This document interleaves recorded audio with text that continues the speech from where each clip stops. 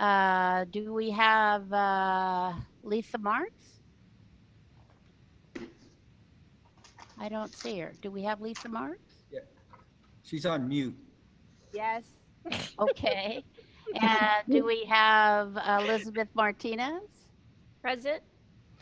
Do we have Carla Torres del Luna Here. and Stephen Kane Here. and Jan Grist? Here. Okay. Steve, you want to lead us in the flag salute, please? All right. I I pledge allegiance to the flag flag of the United United States of States of America America, and to the republic Republic, for which it stands stands, one one nation, nation, God, under under God, God, indivisible, indivisible, with with liberty and liberty and justice for all. justice for all. I guess my camera must be off. Yeah, so is Carla's. Oh, There there you you are. are. Okay. Um, I would like to have someone approve the agenda, please. I make a motion that we approve the agenda. I'll second it. Oh, Okay. All in favor? Aye. All right. The agenda is approved. Mr. Choa, do we have any staff recognition? yes, we do. We've got quite a bit. Thank you, um, Jan, for recognizing me. I want to be able to start by um, an open thank you to all of our employees and to um, our wonderful spirit of camaraderie and our wonderful spirit of a feeling of appreciation for the role that everyone plays in this district. Um, there's never enough time to be able to praise our employees. And I want to be able to praise those people today um, as a whole group. And so I want to say thank you to all of the employees of the Hollister School District for everything they've done this school year. I want to give special recognition to some employees who were recognized earlier this week. The first is Lindsay Woodcraft. Lindsay is an educationally related mental health therapist or ERMS therapist. Lindsay is currently working in our Specialized Opportunities and Academic Resilience or SOAR therapeutic program. Lindsay goes above and beyond when it comes to helping students build rapport with their families. Lindsay also does a great job collaborating with staff and is always there when they need help or support. Thank you, Lindsay, for always being there for our students, families, and staff. Thank Our you. next employee is Noelia Lara. Noelia is the transportation coordinator for the Hollister School District. When the pandemic forced the school district to close all schools last spring, she made sure that students continued to have access to learning materials. She has personally delivered learning packets and meals to students who do not have transportation to be able to come pick those things up at school. When the district reopened Lad Lane for moderate to severe students, she ensured that the transportation was well coordinated with safety measures in place, and her relationships with students and families and her dedication to these students with significant needs is truly remarkable. Congratulations, Noelia. And we have Amaretta Gilmer. Amaretta is a speech therapist at Sunny Slope Elementary. no. Amaretta is reliable. She's enthusiastic. She's a self-managed team player. She's proactive. She's conscientious. She's detail-oriented. She has excellent work habits, and she does a great job with our speech program. And then Jennifer Cole. Jennifer is a special education teacher at Rancho San Justo Middle School. Jennifer is hardworking, humble, positive. She's passionate. She tries to meet the individual needs of all of our students. She goes above and beyond during distance learning for these kids, and she embodies the spirit of special education in our district. So those are our employees for the month, and I want to thank them and congratulate them on being recognized. And with that, I'll pass it back to Dan Grist. All right. We do have some public comments that we need to read. Kim, And we have the translator on our link? Is she Oh, going to be, because I can hear her if she actually speaks. okay. Jenny, are you there? I can't hear her. She should be, Liz, she should be in the Spanish link to this meeting. All right. In 'Cause the, I in the, thought I yeah, heard her in the links of background. the Zoom meeting, families will click on the Spanish. Okay. Yeah. All Okay, right. well, we do have some parent comments that I need to read as my last duty of clerk for this month. And here is, this is, let's see, bear with me. This is from I'm back, Jen, if you Mariana. need help. Well, I'll read the one from Mariana Alvarez. I'll Okay. start with that one. And then do you have the other two? Yes. Will you read the other two, please? Yes. Okay. This says, good evening, Superintendent Ochoa, Executive Cabinet, and Board of Trustees. Thank you for considering my public comment as you continue your conversations about reopening our schools. I want to begin by quoting outgoing President Robert Bernowski to highlight just what is wrong with the response to COVID 19 and our current educational system. Indulge me for a second. How much of people's attitudes would change if all of a sudden we said, well, we are going to shut down completely. No teacher is going to get paid, no staff member is going to get paid, and we are just going to have to live with those consequences. Would the attitude change? Because we know we are a divided nation on this, and I don't buy that only 12.5% of the parents want their kids back. I think it is much more than 50% or even more, or maybe the ones that do aren't watching the survey. I don't care what we say. As a parent and somebody who is around children all the time, we are screwing our kids up. Them not being able to interact with their teacher, we are just not trying. We are looking for excuses to stay closed.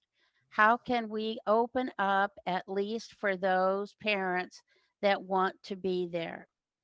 To make threats of withholding pay, questions of integrity of the data, and to blatantly state that we are not trying is infuriating. I am a full time working mom. I am lucky to have the support and flexibility that is needed to help my three kids navigate distance learning. I know this situation is less than ideal, but it is the safest bet. District staff is working tirelessly to mitigate a situation that many leaders in our community and country have not been able to contain. We could have never imagined having to navigate this reality, and our school staff has stepped up to account for all students academically and socially. The survey was sent to the community, and as the 12/8 board meeting, only 12.5% of the parents had reported feeling comfortable immediately sending students back to school. This is the data the district has to work with. The opinion of 12.5% of the parents should not negate that the high number of parents that are not comfortable sending their students back. With the recent surge in numbers and deaths, there is likely to be a shift in those numbers as well. As plans are being made about reopening schools, all stakeholders should be a part of the conversations that will impact our community. Hearing parents' ideas about the length of the school day and the activities that are being asked to be part of the process, but there should be protocols in place for collecting feedback and taking into consideration.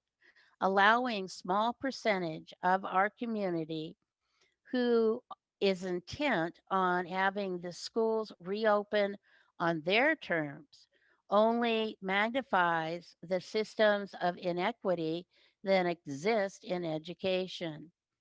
Please do not reduce the number of hours my children's teachers need with them based on a small percentage of parents that are demanding you do. Talk to the teachers and work with them to make that decision. Teachers should be part of that conversation. It is a significance importance to monitor mental health and the social emotional well-being of our students. There is a lot to be said about how the district is navigating that reality. The district has shown to be responsive with its approach. The continued emphasis of a child that took its own life is frustrating. This does not just happen during distance learning. And when we look at history, we know that students take their own lives in school buildings as well as the lives of others. Once again, a child's suicide should not be used as a platform for individuals to get what they want. I want to thank the teachers, administrators, and all the staff in the district. Your work is noticed and appreciated. Thank you, Mariana Alvarez, parent at Sarah Vista and AAA. Carla, can you read the other two, please? Yes.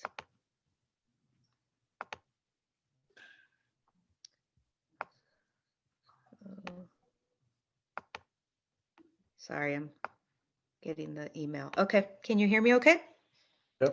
Yes.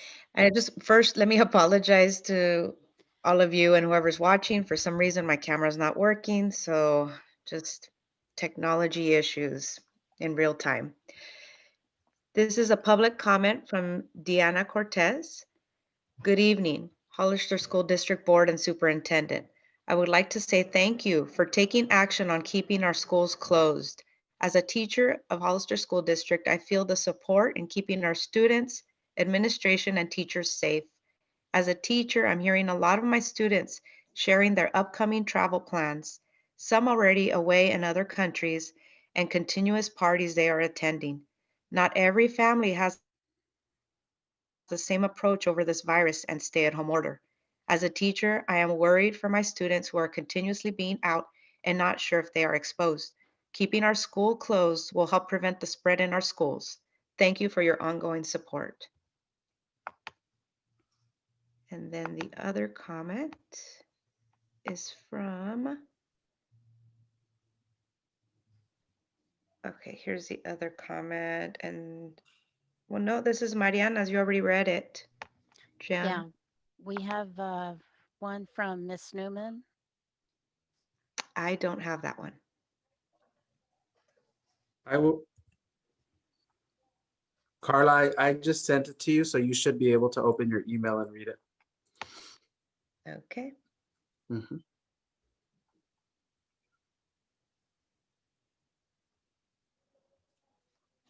Waiting for it. Oh, there it is. Okay. So this is from Ashley Newman. Hello, board members. I'm sure some of you have received emails from parents asking the board to consider bringing back small groups of children that need in-person activities and services. The schools are allowed to do so now under the state guidelines. We as parents are not asking for schools to open right now. We understand that the community spread is gaining and that being in purple tier makes it not even possible. We are simply asking to be allowed to let our children get help academically and have some social events where they can just be kids. They have lost everything this year, and we have had nothing to offer them because we choose to believe kids are resilient and will just get over this. My own husband struggles with the toll of this pandemic and his mental health. If adults are barely coping, why do we believe that children can handle it better? Please consider what we are asking for. Our children cannot go this whole year without help. They deserve better, and the school is within its limits. And that's all I have, unless you all received other public Carla, comment. cut off on the last sentence. Could you read that last sentence one more time? Yes. Our children cannot go on this whole year without help. They deserve better, and the school is within its limits to offer services now. Thank you. Those are our public comments that we received. Said any phone calls? None? Okay. Now it's time for our annual organizational meeting. Mr. Ochoa? Item 7A is a recognition. The board wishes to recognize Robert Bernosky for his service on the Board of Trustees. Mr. Bernosky will receive a plaque commemorating his service as a trustee. So thank you very much, Mr. Bernosky. Item 7B is the oath of office. As you all know, you saw just a little while ago, County Superintendent Crystal Lamonto is here, and she's still here. Do our oath of office. So Crystal, in our board agenda, if you have it there, the oath of office forms are there. You probably have them in front of you too. So I'm going to turn it over to you. You have 2 board members to administer the oath for. You're muted. Muted. You know what? Here I was on my own board meeting and we all do that. So I apologize. Thank you, Mr. Kane. So I am honored and privileged to be here this evening to administer the oath of office to 2 board members this evening. I will let it the will of the board members. Would you like to go individually or would you like to say it at the same time? I'm going to leave it up to Elizabeth and Lisa. Probably talking over each other might get a little bit confusing. Yes, I would agree, but I wanted to ask that. So what I'd like to do, Lisa Marks, can you please stand first? I'm going to have you raise your right hand as we go through this. And I promise I won't say too many sentences too long so that you can remember this. So and then please state your name.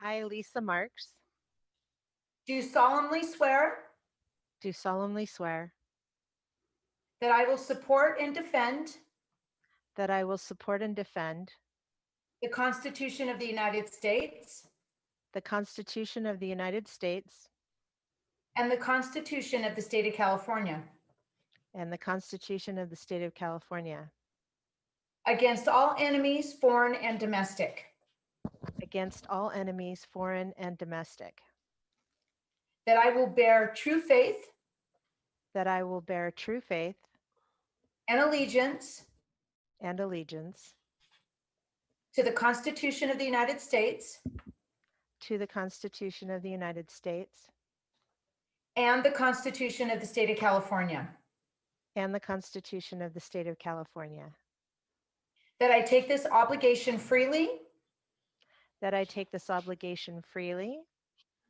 without any mental reservation without any mental reservation or purpose of evasion, or purpose of evasion, and that I will well and that I will well and faithfully discharge and faithfully discharge the duties upon which I am about to enter. the duties about which I am about to enter. Perfect. Congratulations, you are official.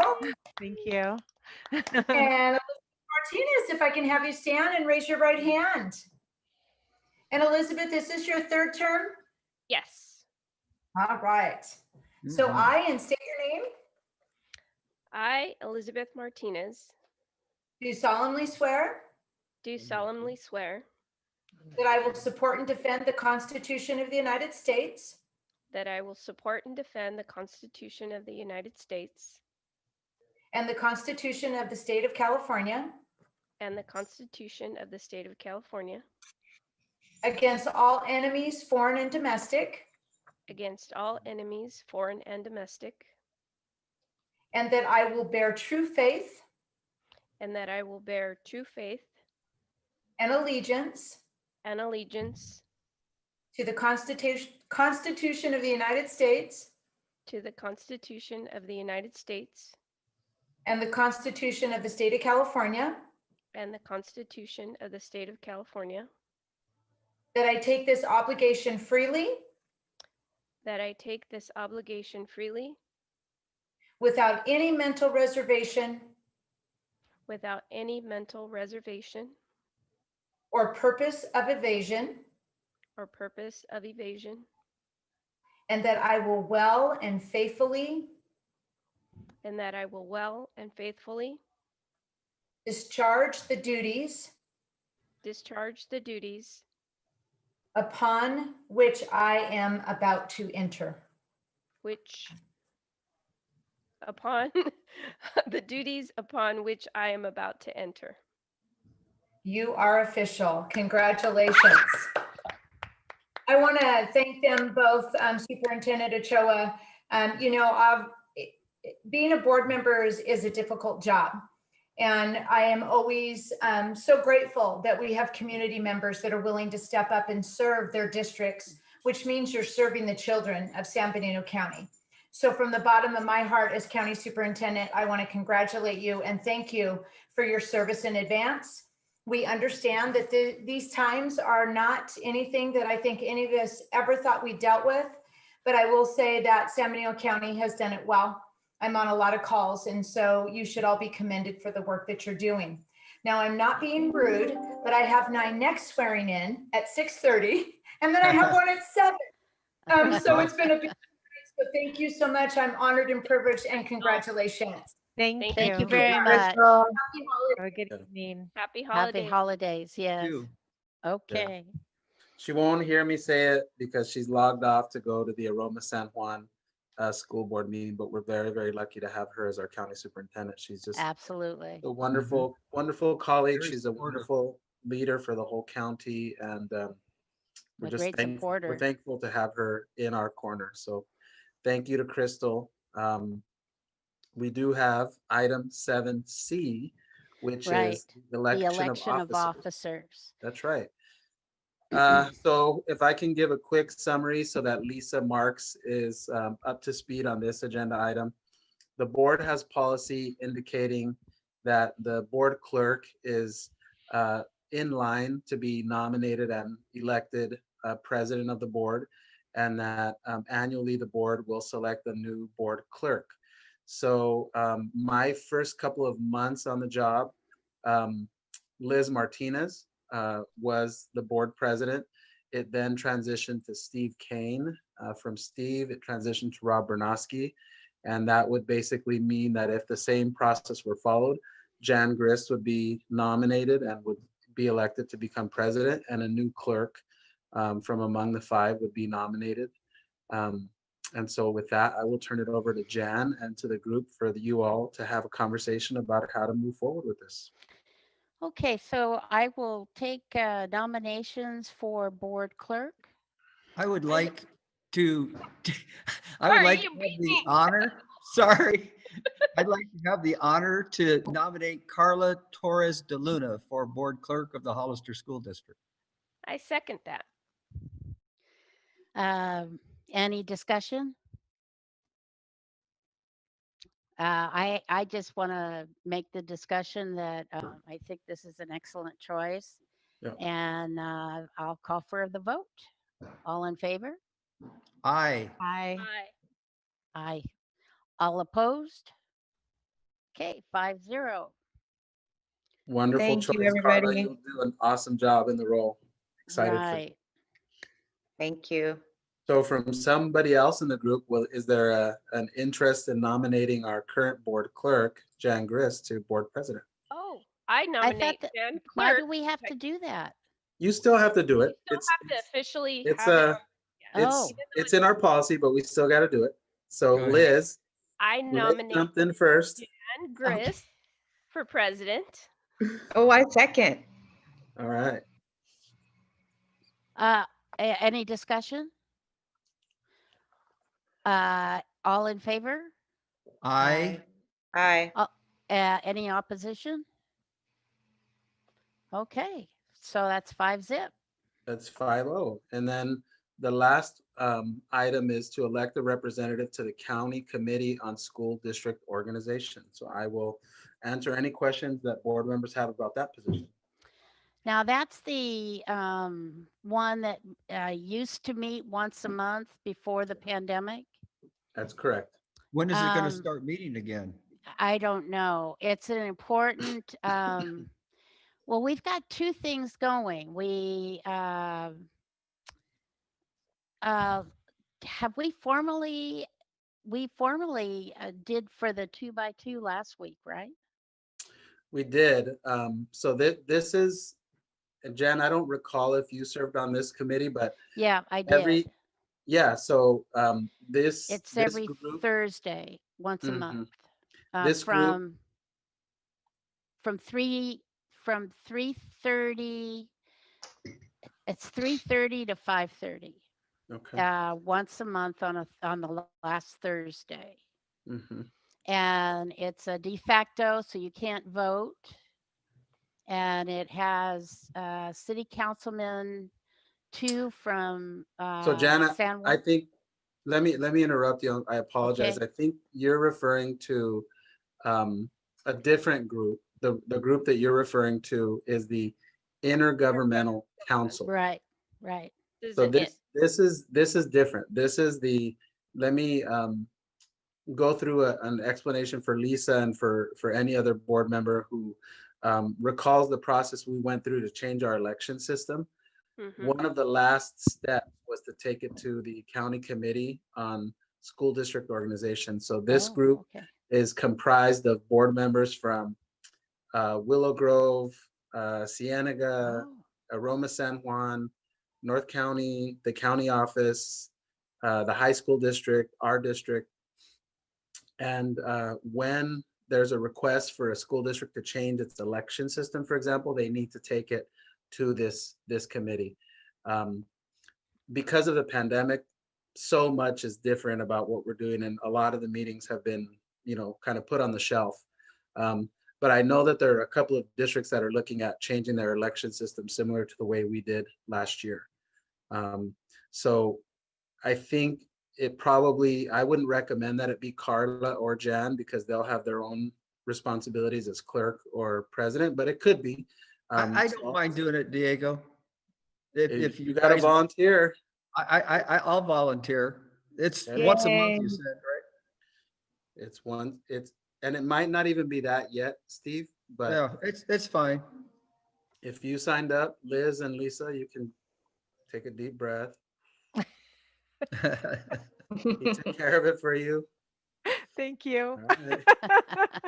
Here, let me do your homework for you.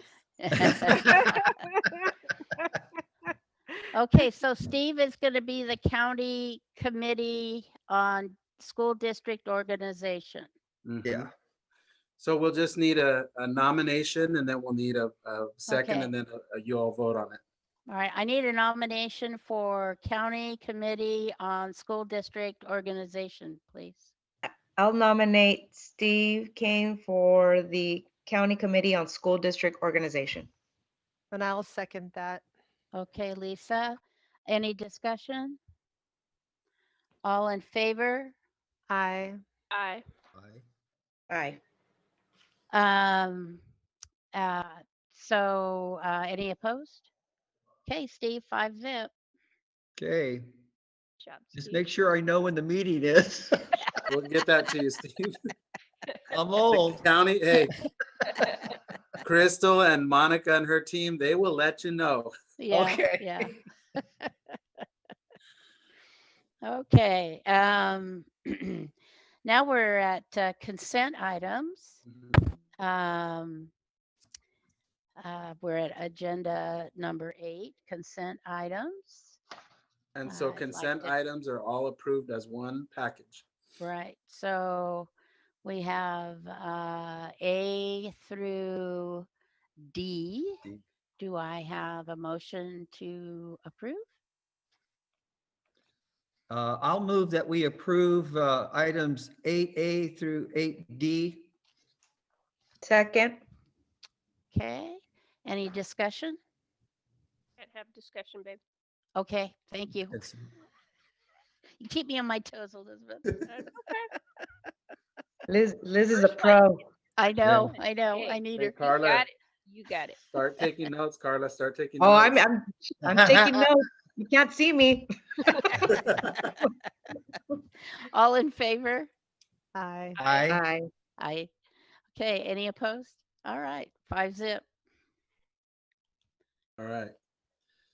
Item 9A is an update on I'd the like to say something before we get to 9A. I Yes. am not very good with Robert's rules, and I don't mean to offend anyone or to be disrespectful to the process. And if I come off flippant, I don't mean to. And Liz has kindly said she would help me. So please don't take any offense. You're doing Um, great, Jan. Don't worry about Okay, it. all right. Don't I worry just about don't it. want to We're upset not. anyone. Okay. And Jen, I think that's really, really kind of you to say that. I think that's really, it shows a lot about who you are as a person that you would think that way.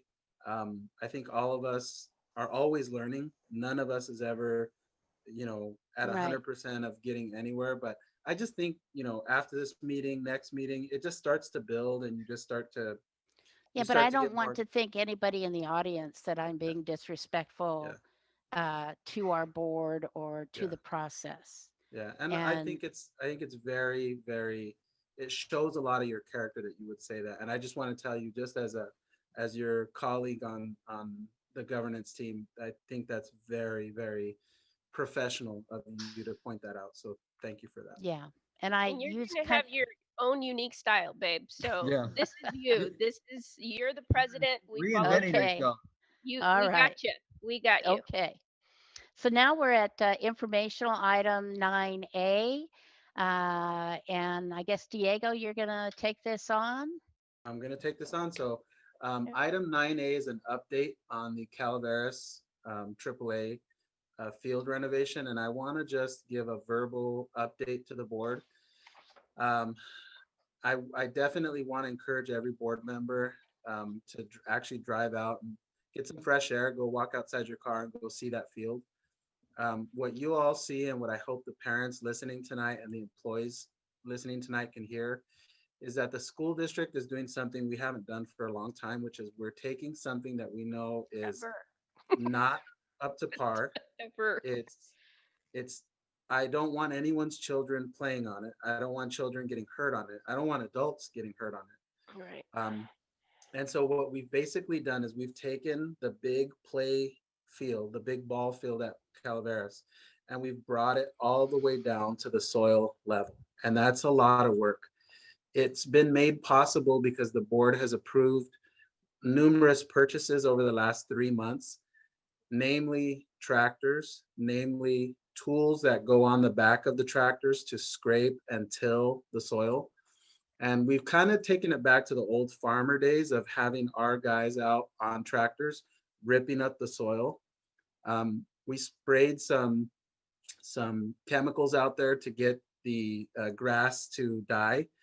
And now we've all gone through the whole process of getting rid of all of the grass from the field. So when you go out there, there's no grass on the field, it's just dirt.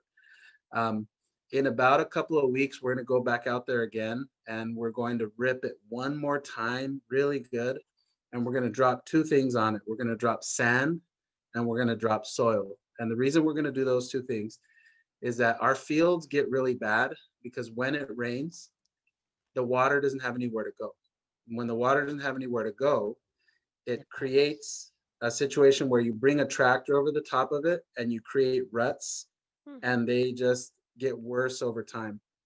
By putting sand, a nice layer of sand, it's going to give that water somewhere to penetrate, and it's going to avoid having the top get really, really saturated. And then what we're going to do is the best news of all, we contracted with the company that's actually doing our ball field at Rancho Santana School. So this company, the second week in January, is going to go spray that real bright green. It looks like paint, What it is it's hydro seed. It's a lot of seed with the fertilizer included in it. So they're going to do the project at Rancho Santana School. Then they're going to drive their trucks over and they're going to do the same project at Calaveras. So the same grass, the same quality, the same product that we have at Rancho Santana School, this beautiful, gorgeous new school, is going to be in place at Calaveras. And I just think it's such a great message for our community that we're not just building a beautiful school on one side of town and letting the other side of town not have nice facilities. So the best news of all, I'm so excited to tell the board, is we got the quote for the field at Calaveras. To spray the hydro seed is $8,000 for the entire field. Oh my God. I paid more to carpet like 4 rooms in my house. But let me tell you why we're getting it for that price. Because we've done all the work. All the We pre-work. haven't brought anyone in. We didn't call the company and say, pay people to come out here and mark our sprinklers and rip up the soil and get rid of the grass. We've done everything. Our guys, our grounds crew has truly stepped up to start that process. So the other 2 things I want to tell the board is, if you drive out to R.O. Hardin, you will see that the grass in between the preschool classes and R.O. Hardin main campus is turning yellow. It's turning very yellow, because last week I had them spray that field as well. So now that they've done all the work at Calaveras, the work will now start at R.O. Hardin. R.O. Hardin, yeah. Because Great. the field at R.O. Hardin is as bad as the field at Mhm. Calaveras. So we're going to scrape that one down to the bare bones. We're going to build that one back up. And next week, they will be out at the field at Rancho San Justo that has the track around it, and they'll be spraying that field. So by the 2nd week in February, we'll pay that company to spray that seed at Calaveras, R.O. Hardin, and Rancho San Justo. And then you give it 4 weeks and you've got a ball field. Yeah. Wow. So it's Wow. gonna be it's really exciting. We'll have new fields at Rancho Santana School, Rancho San Justo, R.O. Hardin, and Calaveras. And the reason we're doing this is to be able to meet with our city partners, because our agreement to use facilities needs to be renegotiated. And I basically want to show them what it looks like when you make a field look really beautiful, but I want them to see what it costs, because I want us to share the cost. Because I believe we should do this at 3 schools every single year. I don't think we should ever go a single year without fixing 3 big fields at our schools. If we do that, your children, your students will have tip-top fields forever. They won't, I mean, what we have out there right now is not safe. It's Nope. just not, it doesn't work. It's not safe. If we do this process, every year we redo 3 fields. And I believe we can come to a financial agreement with the city to make it a reality. I have a question, if it's okay. Yeah. Stu? It's hard without the camera, but course. first of all, thank you. And being someone who who used to live over there by Calaveras, and a lot of our family and neighborhood, that's a field that is not just used during school, but as you know, the community uses. That's right. And so it's very important that we show care, and I really appreciate that you're putting the same effort at Rancho Santana as you are at Calaveras, R.O. Hardin. Mhm. as you are at R.O. Hardin. And the question is, when is Maze and on the list? Kill 2 birds with 1 stone. You Yeah. gotta wait your Yeah. turn. Yeah. Yeah, just asking for the timeline. That's basically the next field. But even then, Carla, we would do one of the 2 fields, because it really is a tremendous amount of work. You're talking Oh, about, Yeah. we had 6 guys out there basically for 2 weeks to get the job done at Calaveras. Yeah. And we're still not done, but now that's going to go to R.O. Hardin, then that's going to go to Rancho San Justo. And by that time, the weather warms up and we can't send 6 guys anywhere, because then our field will deteriorate. So Yeah. by the beginning of March, everyone goes back out. The following, well, not the following October, but this upcoming October, we pull our Right. guys off those projects, and then we go Maze, Sunny Slope, Lad Lane, Ceravista, and we just keep the process going. Okay, thank you. Yeah, Well, yeah. tell those workers that thank you so much for doing that. They're Yeah. excited. I met with the lead grounds yesterday. I met with him and Aaron Bezetta, and Aaron has been incredible through this whole process and just done a wonderful job of being their support, their administrative leader, and we basically just said, tell me what you need, and there's a couple of more tools that they need for their actual tractors. So we're going to spend a few more bucks, get those tractors ready to go. Because the other part of what we're doing by the board approving these purchases so that we can renovate our fields is you're making your employees more efficient. We're not giving them these tiny little machines and saying, go see what you can do. We're giving them quality machines, and we're giving them the attachments that they almost never have in order to make their jobs efficient. So, I was getting like teary-eyed driving out there and watching our two grounds, one tractor and one on the other tractor. One of them was just taking, they call it the ripper. It's the attachment that goes with forks that go down Yeah. about 24 inches. And he was just ripping. And then the other guy was coming with a box scraper, and it really looks like a box, a metal box that goes in the ground, and it basically just drags everything that's on the top of the soil. They did a job in 6 hours that if they didn't have those supplies, the truth is we would have just paid somebody to do it, but we would have paid $40,000. And now the only part that we're paying for is the part we truly can't do, which is to hydro seed that field. And then it's up to us to keep it looking good. Yeah. Yeah. And Liz, you got your hand up. So I have a question, because I know the board is 100% behind the redoing of fields and the facilities, etc.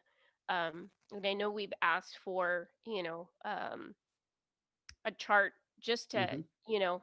either set money aside and Yep. to, like, if we're promising something, I want us to deliver. Yep. And so if that means, ensuring that we're setting money aside for those specific things, I want to be able to take that into consideration, for future board meetings so that we definitely, I don't want to be somebody who over promises and doesn't deliver, because, our community depends on, like you said, these fields are a big part of our community.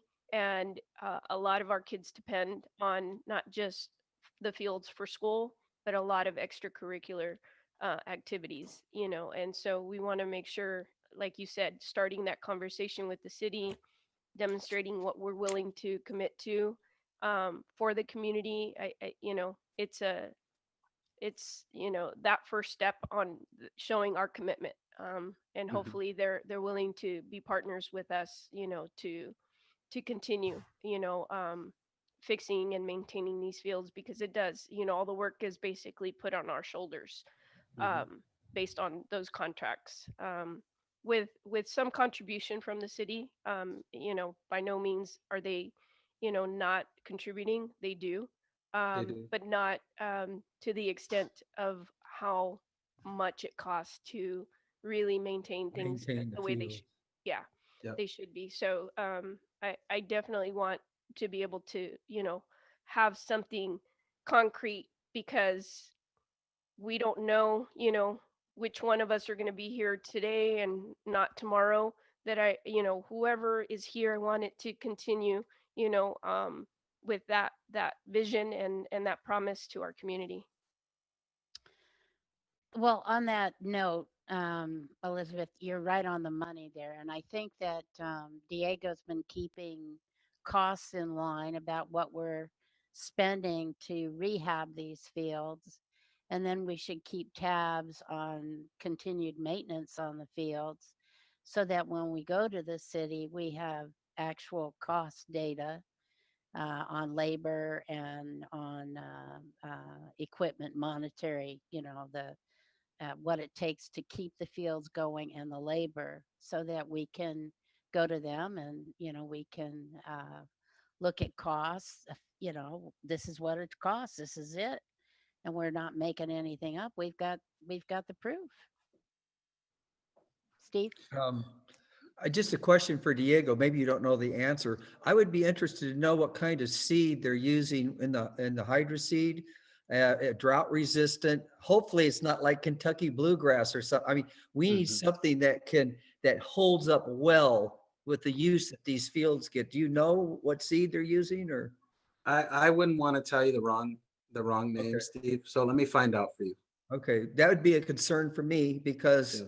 you use the wrong kind of grass, all this would Yeah. be for naught. Yeah, Yeah. definitely. Plus something that is weed resistant as well. Yeah.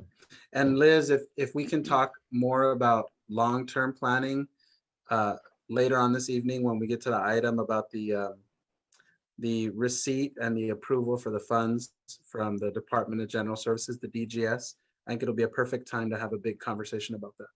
Oh, perfect. Yeah. So that's my report, Jan. Okay, good job. Now we're on to 9B, update on the small group on campus support for That's right. children with acute needs. That's right. Tonight's report is an update on the California Department of Public Health and the California Department of Education creating a pathway for school districts to provide small groups and cohorts of students on campus for targeted support and intervention. The guidance documents basically have set up a process for school districts to be able to open campuses if and when they determine a group of students has needs that can't be met solely online. And those groups can include students with disabilities, English learners, or other at-risk students for these programs. As the superintendent of the district, I feel a responsibility to inform the board that we do and have a small group process that we've created, that we implemented at Lad Lane Elementary School. The district at the same time recognizes, let me shut my door because I can hear the vacuum next door.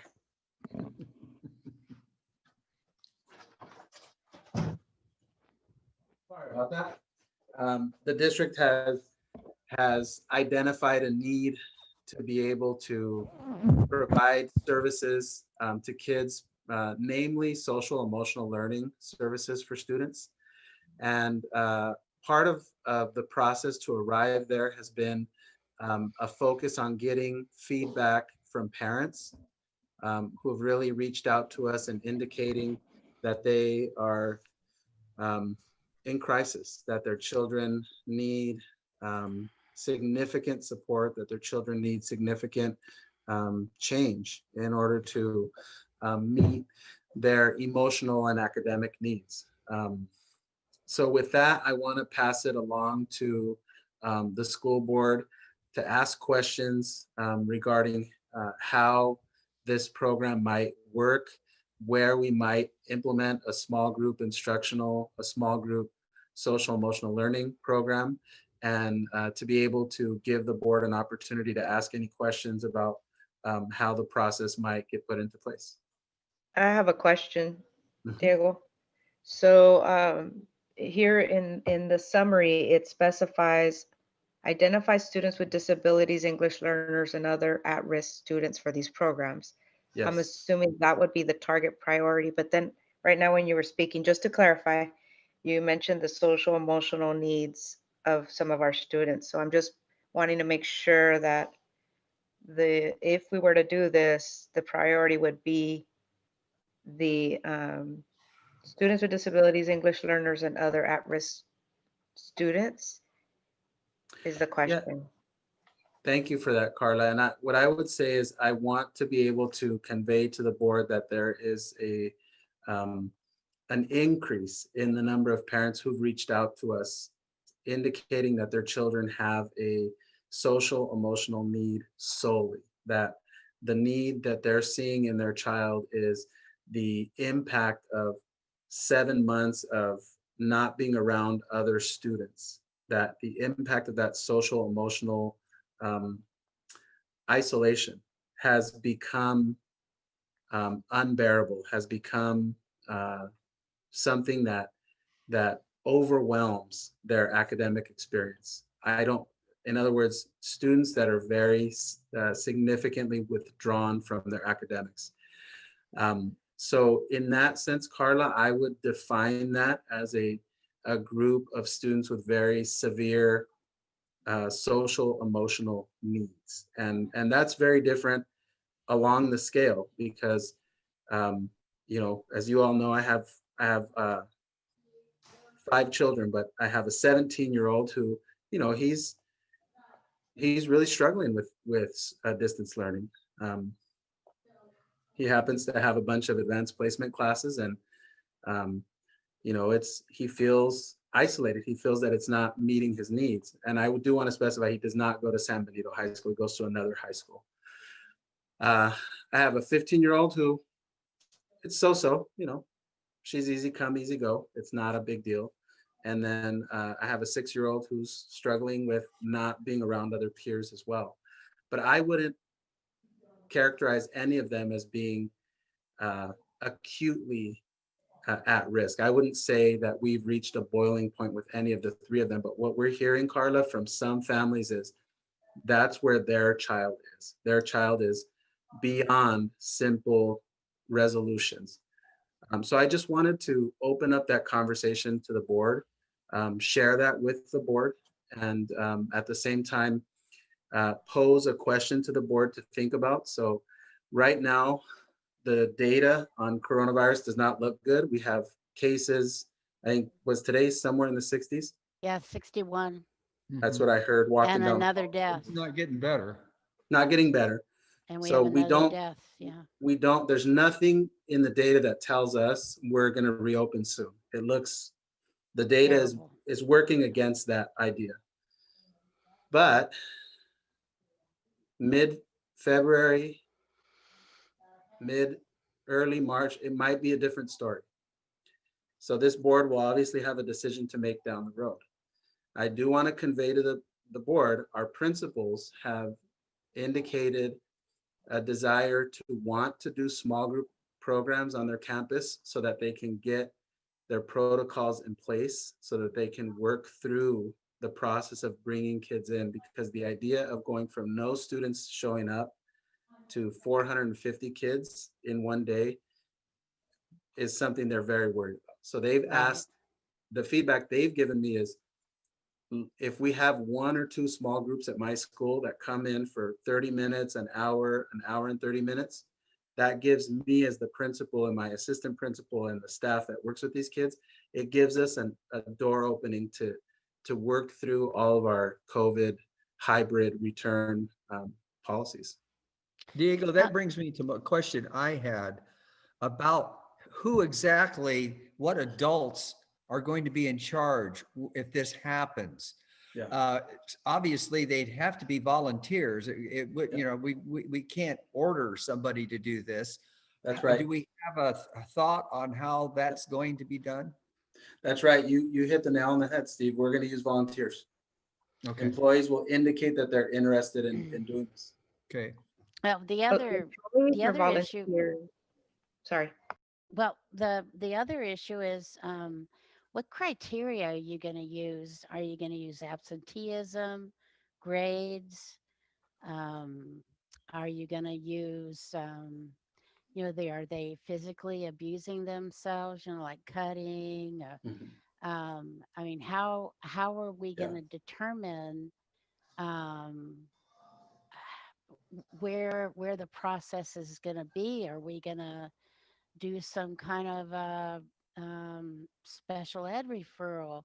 I mean, how how are we going to determine Mhm. who's going to be in these small groups? Yeah. And is it going to be determined by the special ed department? Is it going to be determined by the administrators at the school sites? Mhm. And have these ideas been thought out yet by your cabinet? Yes. So let me go through that. So Could you guys turn that down? The first answer would be to use Steve's language. The first priority is to have willing students and willing parents, because when Okay. we opened at Lad Lane, only half of the families sent their children to school. The other half chose to stay on distance learning Okay. because they're concerned about the coronavirus. So we believe that that will also happen at other schools. Having said that, and that actually follows our survey data, you know, half the families saying, I don't want to send my children back. That's the percentage of families that opted out of the Lad Lane program. The second thing is, especially in the upper grades, failure to attend and earning D's and F's in all their classes, those are both criteria we would use. The third criteria we would use is all of our knowledge and our service that our social worker and our 2 school counselors and our marriage and family therapist and Our our psychologist. psychologists and all. So we have a wealth of information at our fingertips about which families would be interested in doing something like this. And it would be our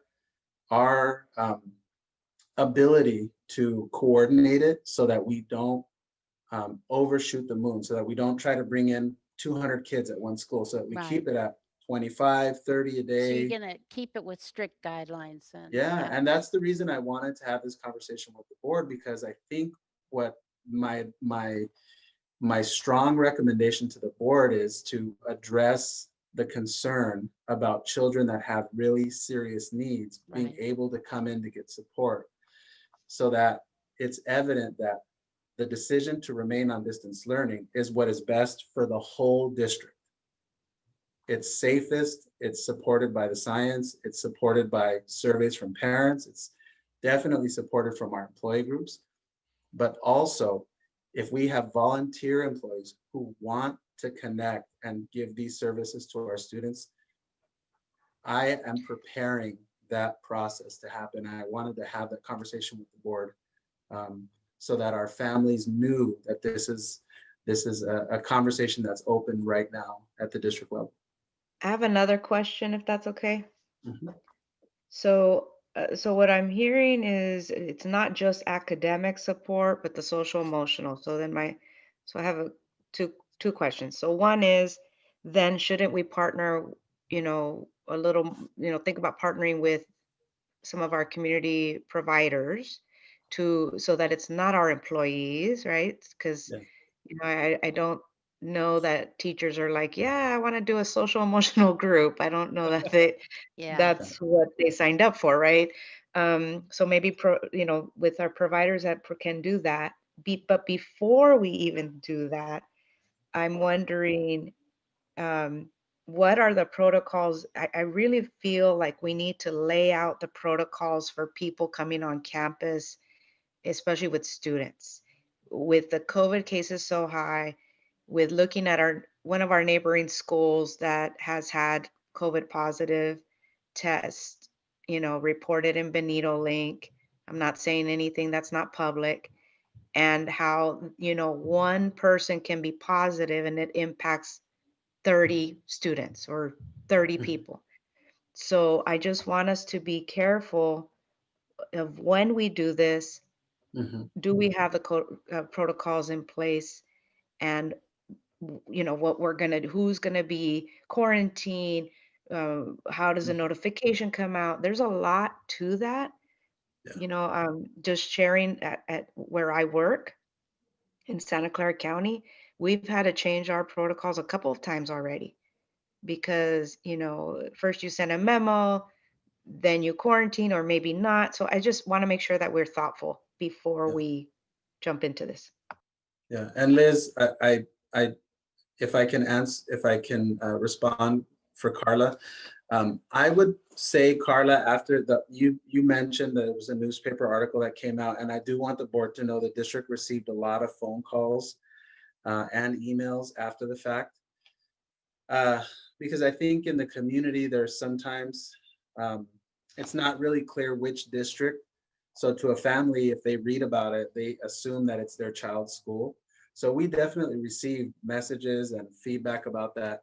And I think there was a big concern about how that case was handled. And I want to use that same example for our district. So um, we, meaning the 5 school board members and myself, we all have a vested interest in keeping everybody safe. So if we had a positive case at any school, in any program, we would immediately implement contact tracing with every single person that came into contact with the person who has coronavirus. That person would be sent home, and anybody that they had more than 15 minutes of interaction with, even wearing a mask, they would be sent home for the duration of the 14 days.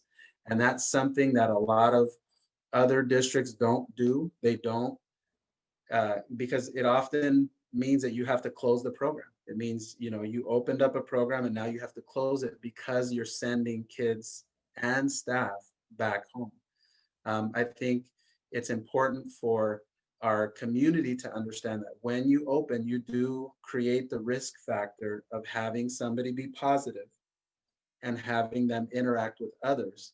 And when the district becomes aware of that known positive test, the entire class or group will be sent home, and our 2 full-time nurses will call each child or each family and go through a series of rigorous questions trying to help them identify who may have come into contact with this COVID positive person. And none of those individuals will come back on our campus to continue to be in that program or to continue to work.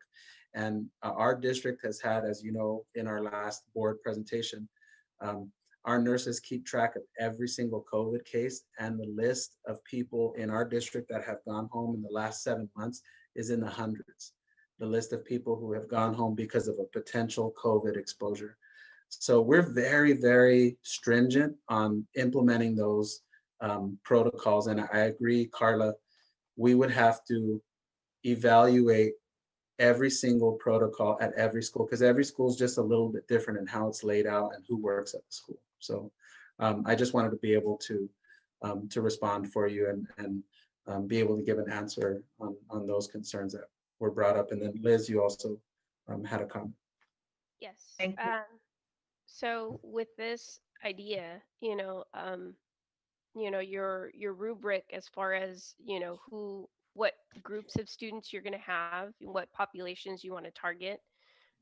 Because I know based on what the governor had put out, first of all, you had your special ed, English learners, migrant, foster, homeless group. So you kind of started with those groups and kept them small. So even though a family may say, oh, I really want my kid there, if they didn't fall within that scope of groups, identified groups, they couldn't.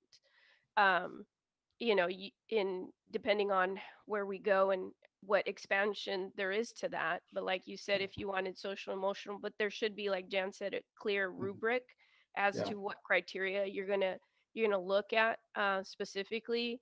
And then at each site, if it's gonna, I think it should be offered at each site out of equity, because you can't have something at Sarah Vista and not have it at Calavera. So That's right. it should be everywhere. And there should be a point person um, at each site to then determine a safety plan, your entrances, your exits, your active screening. If somebody is screened, how you're going to go about doing that. Because I know the law that just went into that bill that just went into effect, the AB 685 law, requires an employer to notify of a potential exposure to everyone in the district. So that is effective as of January 1st. So That's we right. won't have a choice because there will be fines if we do not disclose, if anybody does not disclose, if there was a possible exposure to staff members or to parents or whoever. So we definitely have to think about what that looks like. But definitely, because I know with the high school, keeping kids from cross cross, Contact, yeah. cross contacts, bathrooms, eating, there's so much to think about, Mhm. to keep this organized, and you really would have to work individually with each site and direct Mhm. a point person to have to figure that out and then report to the board to show us, okay, this is what we're going to do, this is how we're going to plan each site accordingly, so that at least as a board we're more comfortable knowing that they've got every little thing, you know um, set up ready to go, for this to be successful, because every safety measure has to be looked at, and egress, onto the facility. Yeah. If there is somebody who starts to get sick, area where the student or staff member can go, or however, the nurses want to take care of that, and who do they call in that situation? Because we don't have a nurse at every site. I don't know if we do or if we don't, but what that would look like. So there's a lot of planning. Yeah. I think it's a great plan to go from nothing to something small, before we get to a bigger hybrid model. Yeah. Steve, did you want to say something? Steve, did you want to say anything? No, no, I'm just listening. Oh, well, I think one of the things that Carla pointed out, it makes me think that we need to have, Diego, like two lists, that we need to have a list on, kids that are not functioning academically and kids that just truly need the social emotional, so that we have, and I'm sure there's going to be some that coalesce, but Mhm. because Carla made a good point that, teachers are not trained to deal with the social emotional. They're trained for the academic. So we need to make sure we have the right people on campus. Mhm. And so that's why I'm just pointing out that we really need to look at the children that we're bringing in, that we have the right personnel. It's a good topic. Definitely. And Yes, Lisa, Lisa. yeah.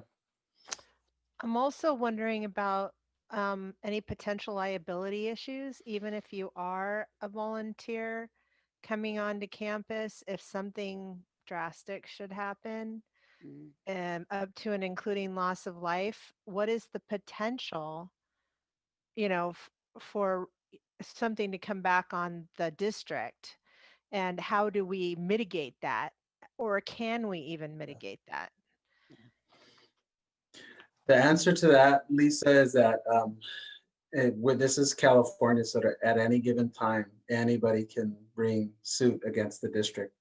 But we have a lot of uh, preventative measures that are in place. First, I think the board should know that we established a model protocol and process at Lad Lane. During the time that it was open, no one came down with coronavirus. Um, During the time that it was open, kids were on playgrounds, kids were playing, kids were learning, staff was in the room. We had certificated and classified staff. We assigned an administrator to be in that building. That administrator never went onto the main campus. We had custodians cleaning every hour, disinfecting. The district purchased these foggers. They spray a COVID disinfectant. In 5 minutes, they can clean an entire playground and it dries in 2 or 3 minutes.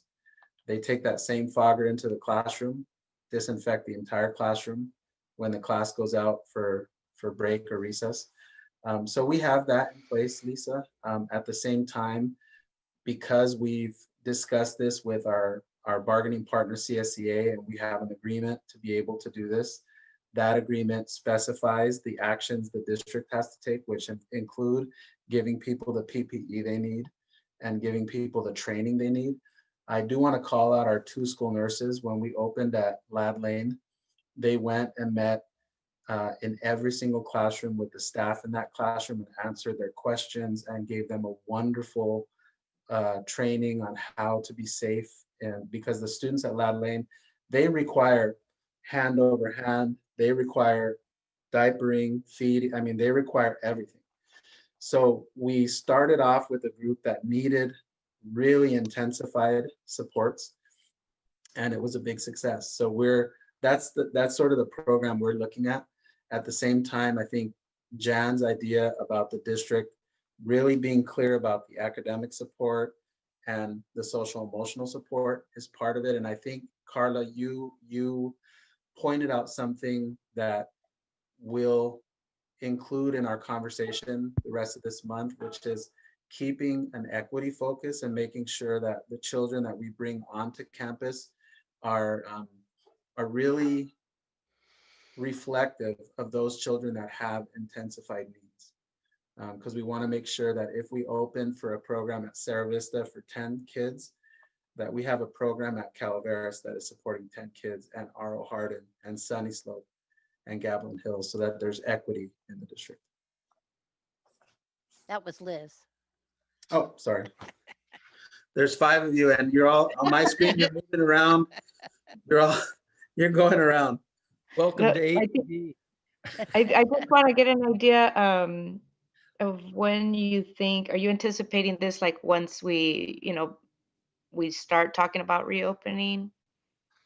On the special ed side, I'm anticipating it in January. So Okay. again, we won't know until we see numbers come out, but we're prepared to re-implement the program at Lad Lane in January. Cerro Vista, Rancho San Justo, Sunny Slope, Mays, because again, our staff and really our special education students are going to greatly benefit from the on-campus program. And it would happen at a point in time where it's approved by the state, and it would allow all of the schools to put in place and get the wheels turning on those protocols so that they work at our schools before we try to reopen in late February or March. Elizabeth? Liz? Heard as to when school staff will be getting the vaccine? Has That's- anybody communicated to you? about Well, that's tomorrow at 3:00, everyone. Yeah. There's going to be a discussion at the state level about who's going to get the second dose. The 1B, And- they call it. Yes, and the discussion starts in Sacramento at 3:00 tomorrow. Mhm. There's a huge equity question in regards to teachers, because if we want kids to get back in the classroom, then teachers should be in that 1B group. Because All employees that are, yeah, that all, are not just all teachers, but employees, all school yeah. employees. Anybody that should- comes in contact with students, yes. Yes, should be in that second group. And I don't know, when you add all the staff at all the schools, I think we have about 400. CTA says we got about 340,000 teachers. I don't know what AFT has. I don't know, let's round up to like 400,000 teachers.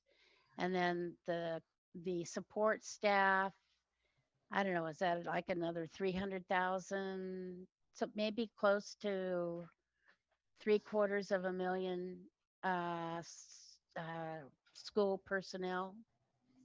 So I think, that's a go lot ahead. of vaccinations. but it on the says other by hand, it's two. the key to opening up schools again. That's right. The sooner we get that, the better off we are going to be. And to Right. me, all this other stuff is Yeah. not irrelevant, but not as important as getting that done. As soon Yeah. as we get our employees back on campus safely, Yep. then we can start thinking about opening up the schools and going back to what we had before. It's not exactly, but eventually that's what we'll Right. get. The sooner, the better. Right. And it I can't think start until those vaccines come. Right. I think I agree, and I wonder if we should also just something to consider is for Superintendent Ochoa is to check in with obviously our partners, our union partners about that, because I don't know if everyone wants to get vaccinated. right? That's a whole nother, I don't know. We're just Well, a lot True, of will you're depend right. on what public health starting to talk decides about this. So too. Yeah, no, you're right. something to check in, right? Yes. One, Yeah, one thing I do want to bring up with the board is there's currently a bill out there, Assembly Bill 10. And Assembly Bill 10 is a very, very strong advocate for reopening schools. It does have the support of some very senior members of the legislature.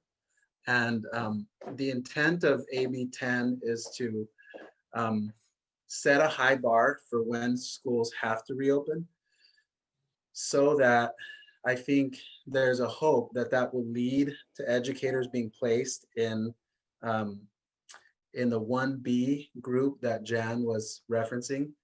And I think, Carla, the point you're making about a person's willingness to take a vaccine, I think we know that to be the case. There are some members of our community who don't want to take the vaccine. But we also have a duty to educate children.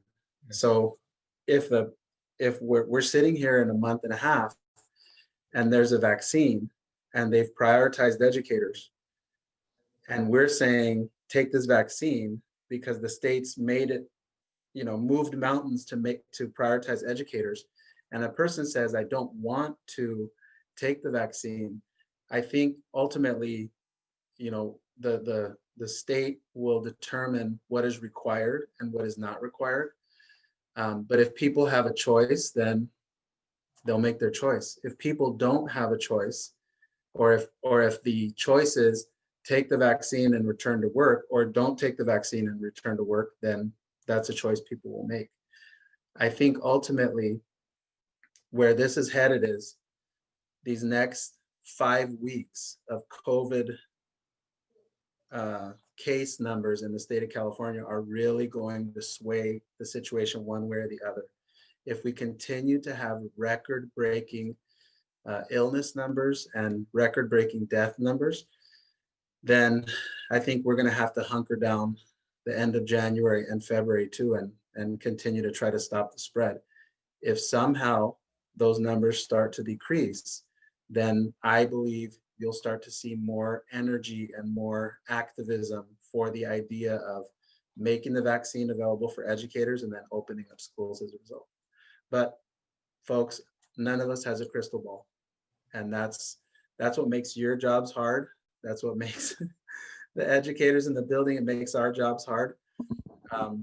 But it's about balancing all of those criteria.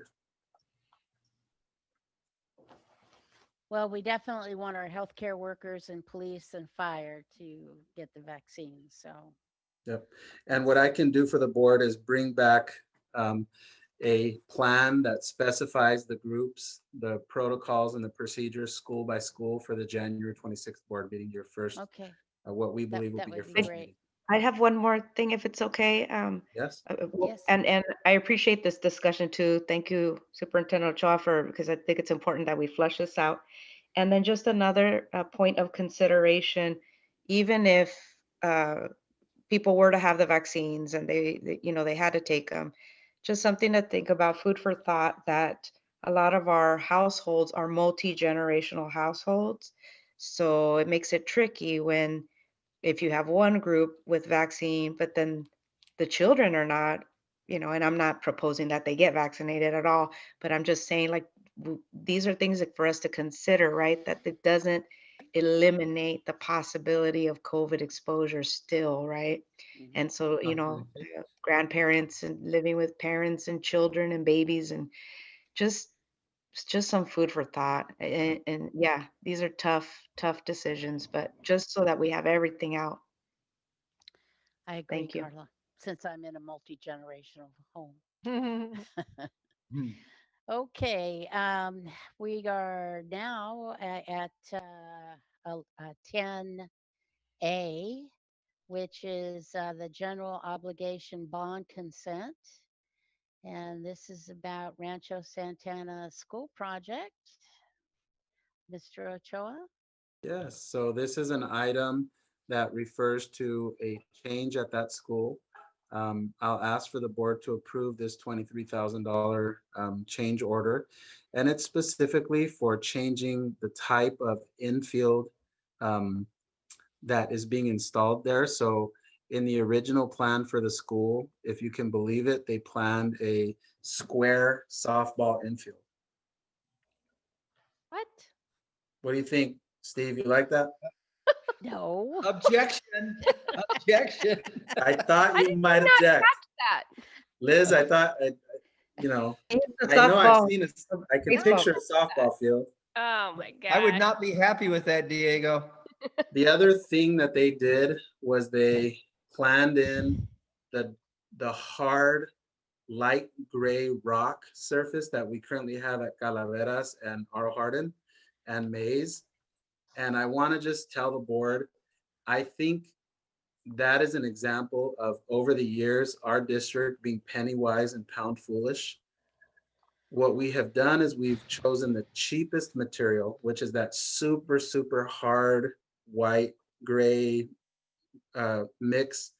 And it just looks very uncared for. It's not appropriate. It's not the right type of surface. So what I asked them to do was give me a quote for that nice chocolate brown red infield mixture that you see at a high school field or at a, you know, A junior real college field. baseball field. Real baseball field, something that I can take and drag every year and get out there and work it a little bit.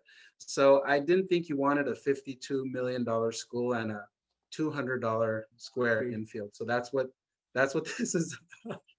And it's actually what we're going to do at Aro Hardin and Calaveras as well. Yeah. That's fine with me. Well, I will entertain a motion to approve this bond requisition request. I'll move to approve item 10A, the auto construction change order for Rancho Santana School project. Second? Second. Are you seconding, Jen? No, Oh, second. I'm happy. Sorry. Okay.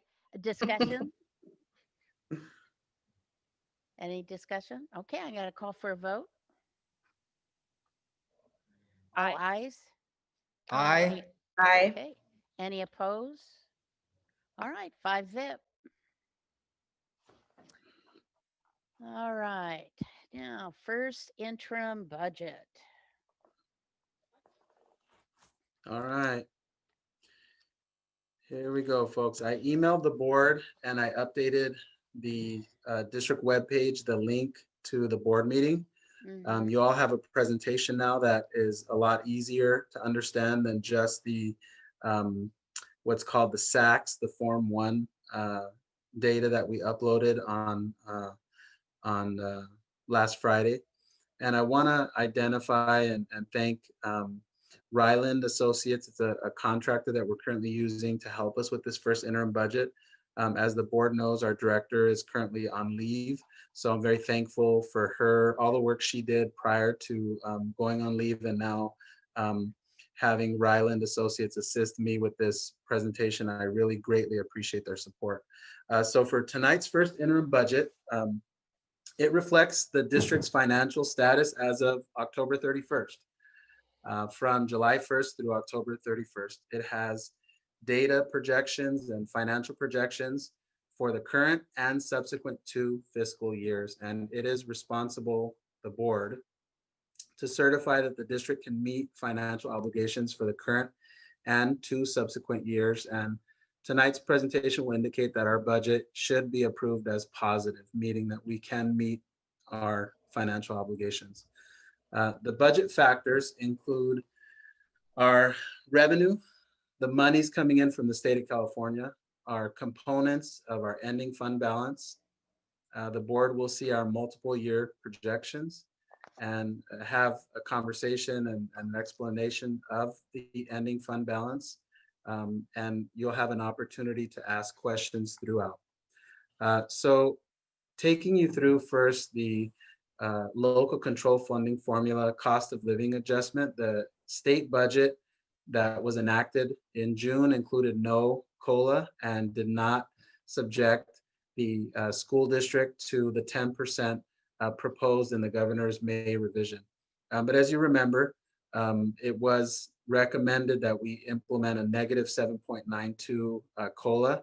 And you're going to see throughout the presentation tonight, our expected revenues have changed dramatically in the last 5 months. And it's all due to the fact that when we adopted the budget, the financial situation was dire, and we were expecting close to an 8% negative COLA, as well as the statutory not coming in. So that's a very important and unique aspect of this first interim budget. In my tenure as a superintendent for the last 5.5, 6 years, I haven't had something like that happen before. This is solely a result of the coronavirus pandemic. So if I can point you to the budget factors and talk a little bit about these, what you can see over the course of the 1920, which is last year's budget, and then this year's budget, 2021, and each of the next 3 years, you'll see that the biggest changes and the biggest anticipated changes go straight to those retirement employer rates. You can see that for 2021, we're actually paying less in state teachers retirement than we did in 1920. And for 21-22, we pay less, or we're expecting to pay less than we pay now.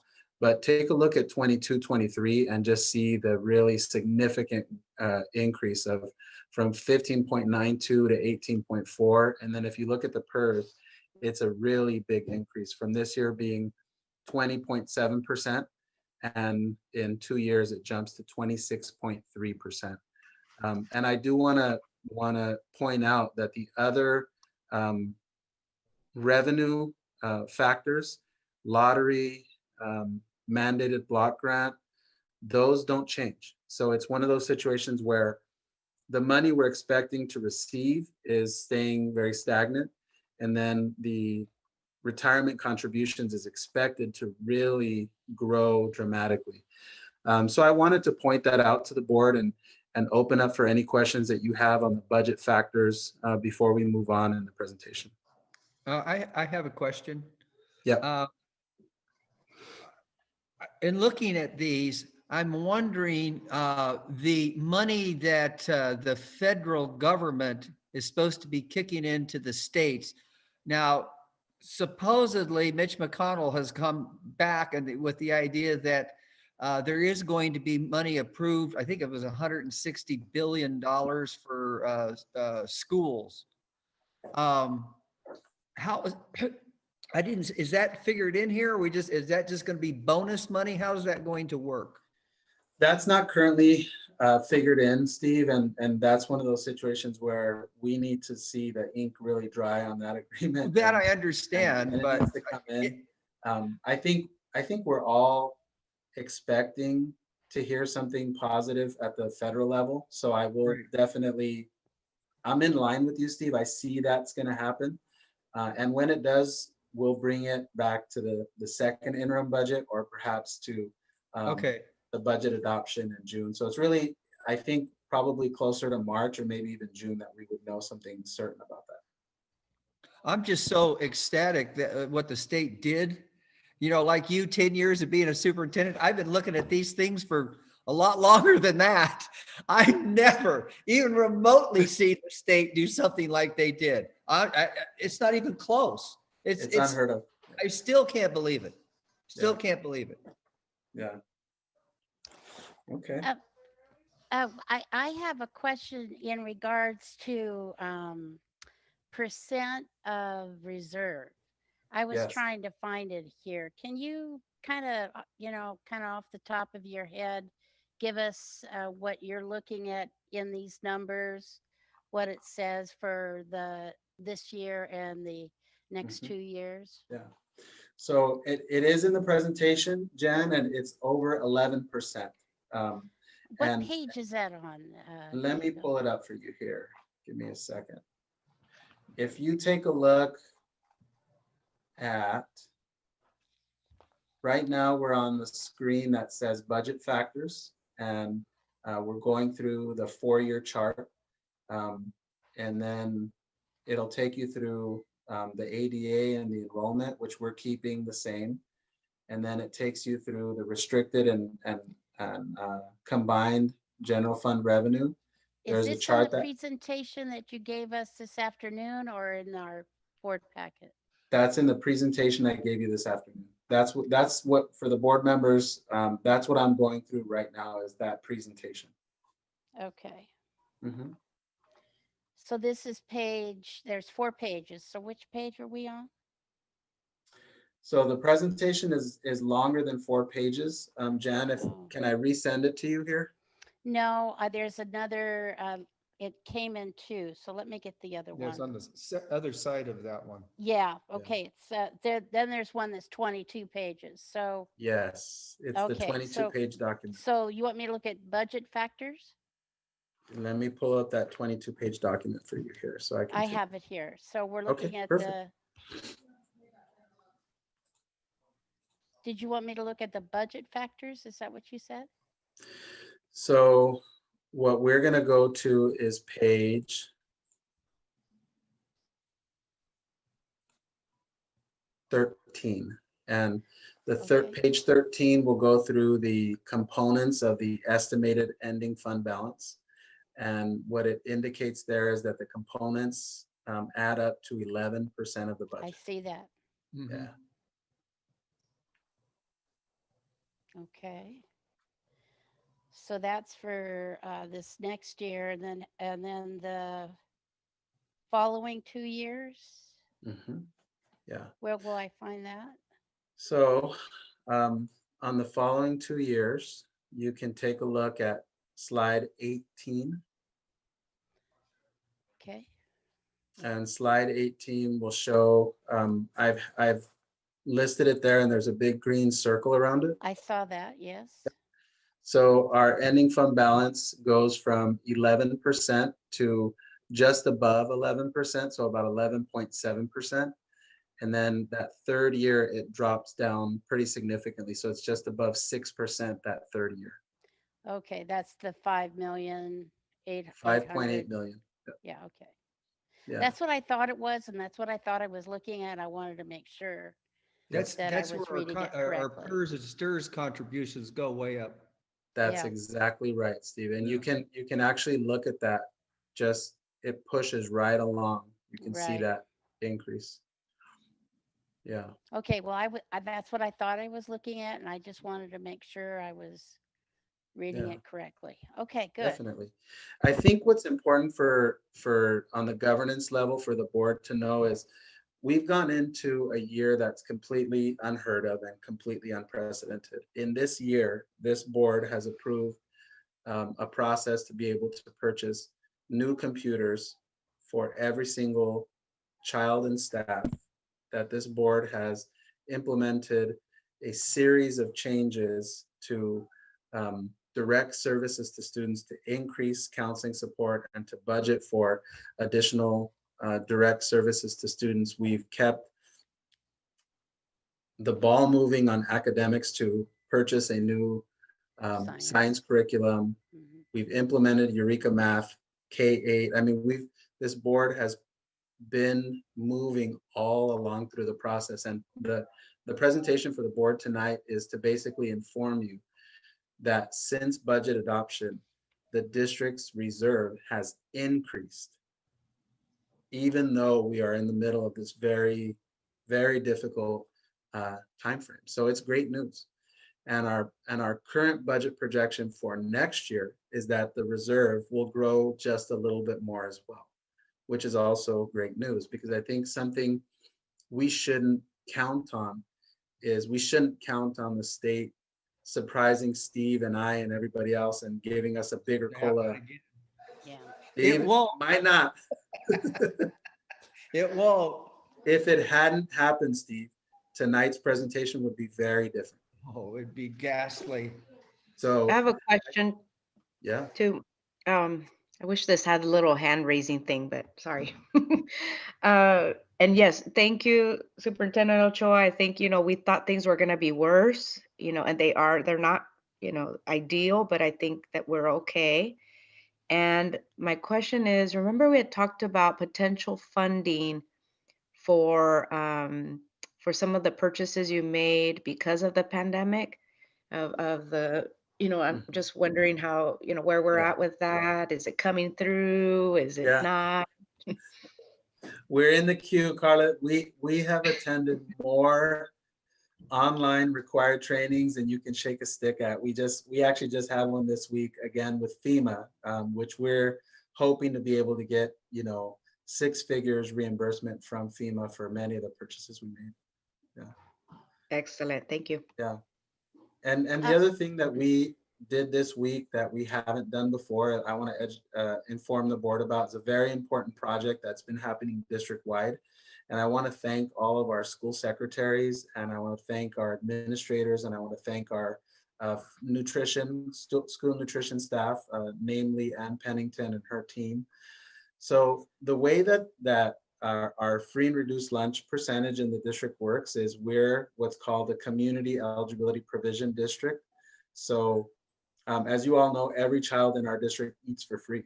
And very few people know that that actually hurts us in terms of our percentage of funding that we receive for children who are low income. And I'm going to tell you why.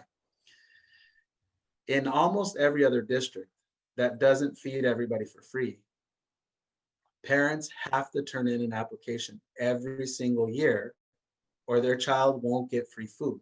Or the parent will get a bill that says you owe us $72 after the first 30 days. That process forces a lot of family to fill out the paperwork and turn it in. In our district, we don't have that penalty. So if you turn in the form we ask you for, we say thank you. But if you don't turn it in, everything just continues on. Lunch happens every day, breakfast happens every day. There's no draw in. And this year, thankfully, the state changed the guidelines to allow the districts to conduct phone interviews with parents to take the data from parents because of coronavirus. So we've made close to 600 phone calls in the last week and have been able to qualify several hundred families district-wide for the National School Lunch Program. And that's going to make our percent free and reduced go up, and it's going to greatly improve the finances of the district. Good job. Not- Thank you. Not just for 1 year, for 3 years. 3 years. Oh, great. That's Mhm. good. And guess Very what? good. We called every school. We called AAA, we called Calaveras, we called Sarah Vista. No school was left off the list. And this week we're entering all that stuff. We have a process to be able to document all the phone calls, to record them so that when we get audited, we can say, this is the person that called, this is the number they called, this is the information that was given. Because normally you have to fill out a very long form Yeah, or I a form with a collected lot of them, yeah. information on it. Liz, you're shaking your head. I imagine you've helped a lot of families fill the form out. But it's a hard form, actually. It's really difficult. And a lot of times families don't qualify because they fill it out wrong. They put the wrong information there and then they don't qualify. And then they call the school a month later and say, why doesn't my child qualify? Oh, you checked monthly instead of annually, right? So that's big news for us. I think the other piece of the ending fund balance discussion is, what does this board want to do in March and June in terms of what reserve level to keep? I think you all as a group here in these meetings have a big responsibility to maintain the district's financial health, but you also have to balance it with services to students. So you have to do both. You've got to organize your spending, but you've also got to put money into kids and put money into our schools. And I think that this board has already started many steps down that path in terms of moving services and moving dollars to our school sites and to our students.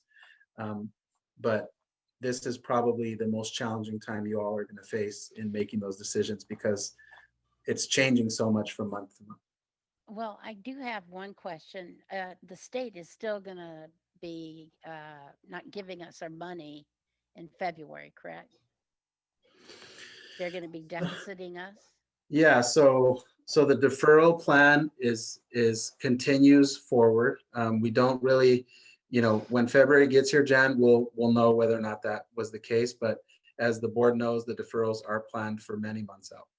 Yeah, for February, March, April, It just and goes May. on. Yeah, And we don't all- know what it's gonna be. yeah. They've given us some projections, but until it happens, we'll know the final dollar amount. Yeah. Okay, and now with the shutdown happening now, it's not gonna help the state in its budget. Yeah, That's a definite possibility too. That's why we need that federal money yeah, to make up for it. okay. Um, so with all of that good news, looking at our, this is a action item. Do I have um, a motion to approve the first interim budget? I'll move to approve the first interim budget. Do I have a second? Second? Any discussion? All in favor? Aye. Aye. Aye. Opposed? Okay, 5-0. Thank you. Okay, now to the LEA or the LCF, sorry. Yes. The approval of the local control funding formula budget overview for parents. And this is a much, much shorter document. Jan referenced it earlier. It's a 4-page document. And part of the budget adoption process this year that is also different because of coronavirus is there's an expectation that school districts inform the community about the percentages of dollars that the district is spending to educate high needs students and the types of expenses that are being put out there. So if I can direct the board to the second page of the LCFF budget overview for parents, there's a graph that I think is really nice for parents to see that is very clear. There are two data points in the chart. One is the total budgeted expenditures in the learning continuity plan, and the other is the total budgeted expenditures for high needs students in the learning continuity plan. So the intent with this particular graph is to show parents that when we wrote the learning continuity and attendance plan, which the board approved in September, we had a very strong focus on students with high needs. So we budgeted 8.5 million and we spent basically 7 million of that dollars directed towards services that supported children with high needs. So I wanted to start there with the board. I wanted to address the fact that in 2021, there's a gap in between those two numbers, and it basically reflects the services and the dollars that we've put into place for additional mental health positions, additional access to technology, additional access to software, and additional small group support services. So our goal is to definitely put the dollars to use for our students. And I wanted to open up for any questions the board had about the graph that reflects 2021. And then there's also a summary about 1920, which is the last school year that just ended. So I wanted to open up for any questions from the board. Well, if I could start as someone who, what I have noticed is that people are not getting bumped off during virtual instruction anymore. The Yeah. teachers are not, the aides are not, and the students are not, versus what was happening at the beginning of the year. And I know that we really refurbished, the teachers and the, like in the special ed classroom that my grandson is in, the aides got new computers. Mhm. And I'm sure that a lot of the students got new computers. So school is very smooth now, and I can only speak for the class that I see. Yeah. Carla, is your daughter, is it smoother in her classroom? So I think that this is something, thanks for bringing this up. I mean, for her, there, the majority are fine. And I think that I'm not hearing, as many complaints from people who normally would reach out. But I'm curious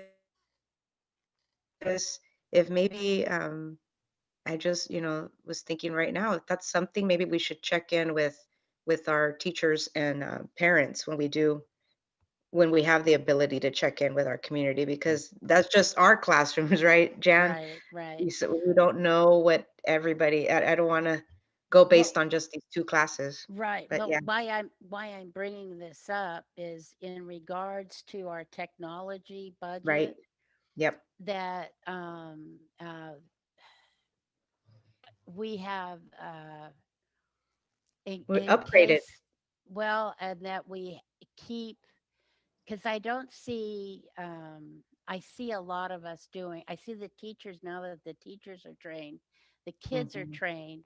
I don't see technology, even if we're at school, I don't see technology going away. Yeah, And Right. I see it's going to be an integral part of the educational process. And I don't think it's something that we want to lose. right. Mhm. So we have to keep that budget up Right. because we've built something wonderful. I mean, the teachers are Well, just the fantastic at the one-on-one. lessons. We were fighting for one-on-one for how long? I know, and I don't want to lose that. So I guess what I'm asking is, Diego, is there a way that I don't know if we've kept track of who got what when, because it was so, you know, we were just hitting and missing, but we need to come up with a way that we can restore and Mhm. keep the progress going in our budget area for Cycling them in. technology. Yeah. Mhm. Does that make sense? Yep. Yes. When I Yeah. got hired, Jan, Oh, it's um, terrible. the district's process for purchasing technology was not district wide. It was very much focused on a school by school basis. Yes. So you have some schools that have devices that are 7 years old, and then you have some schools that have devices that are all 1 or 2 years old. Yeah. And the only thing different is they're 7 or 10 blocks away from each other. I mean, they're Yeah. You talk about there was no equity.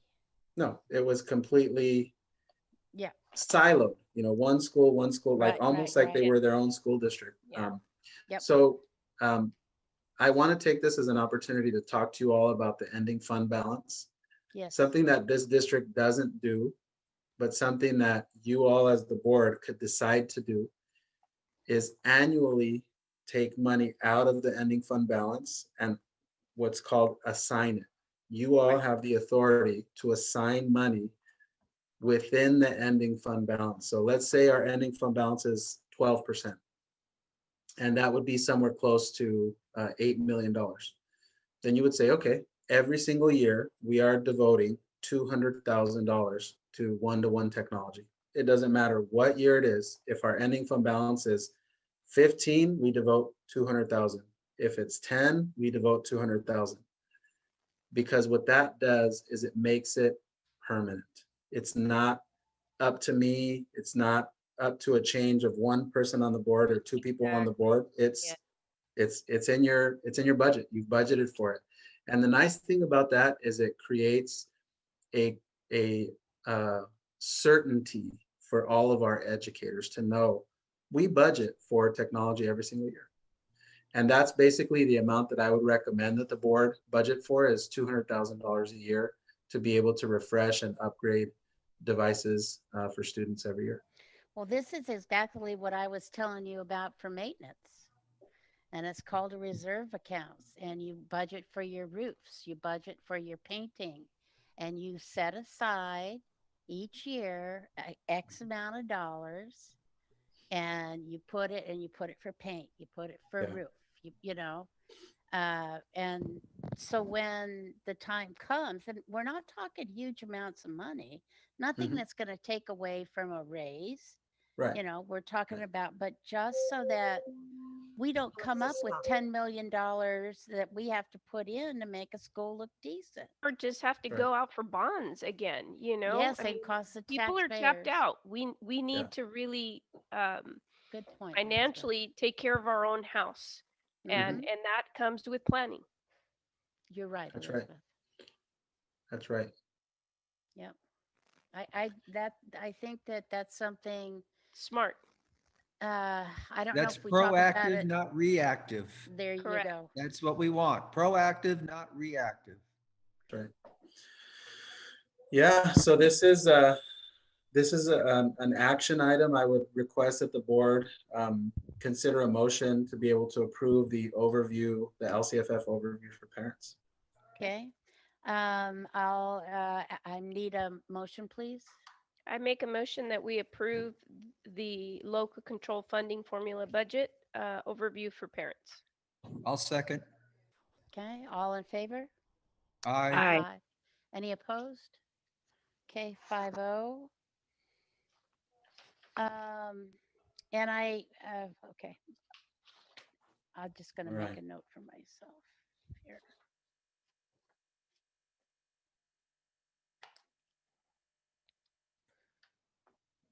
All right, let's now look at the approval of the board meeting calendar, 11C.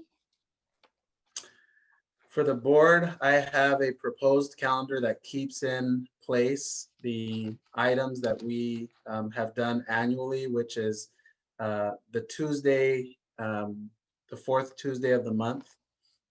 The calendar indicates that open session would always begin at 6 p.m.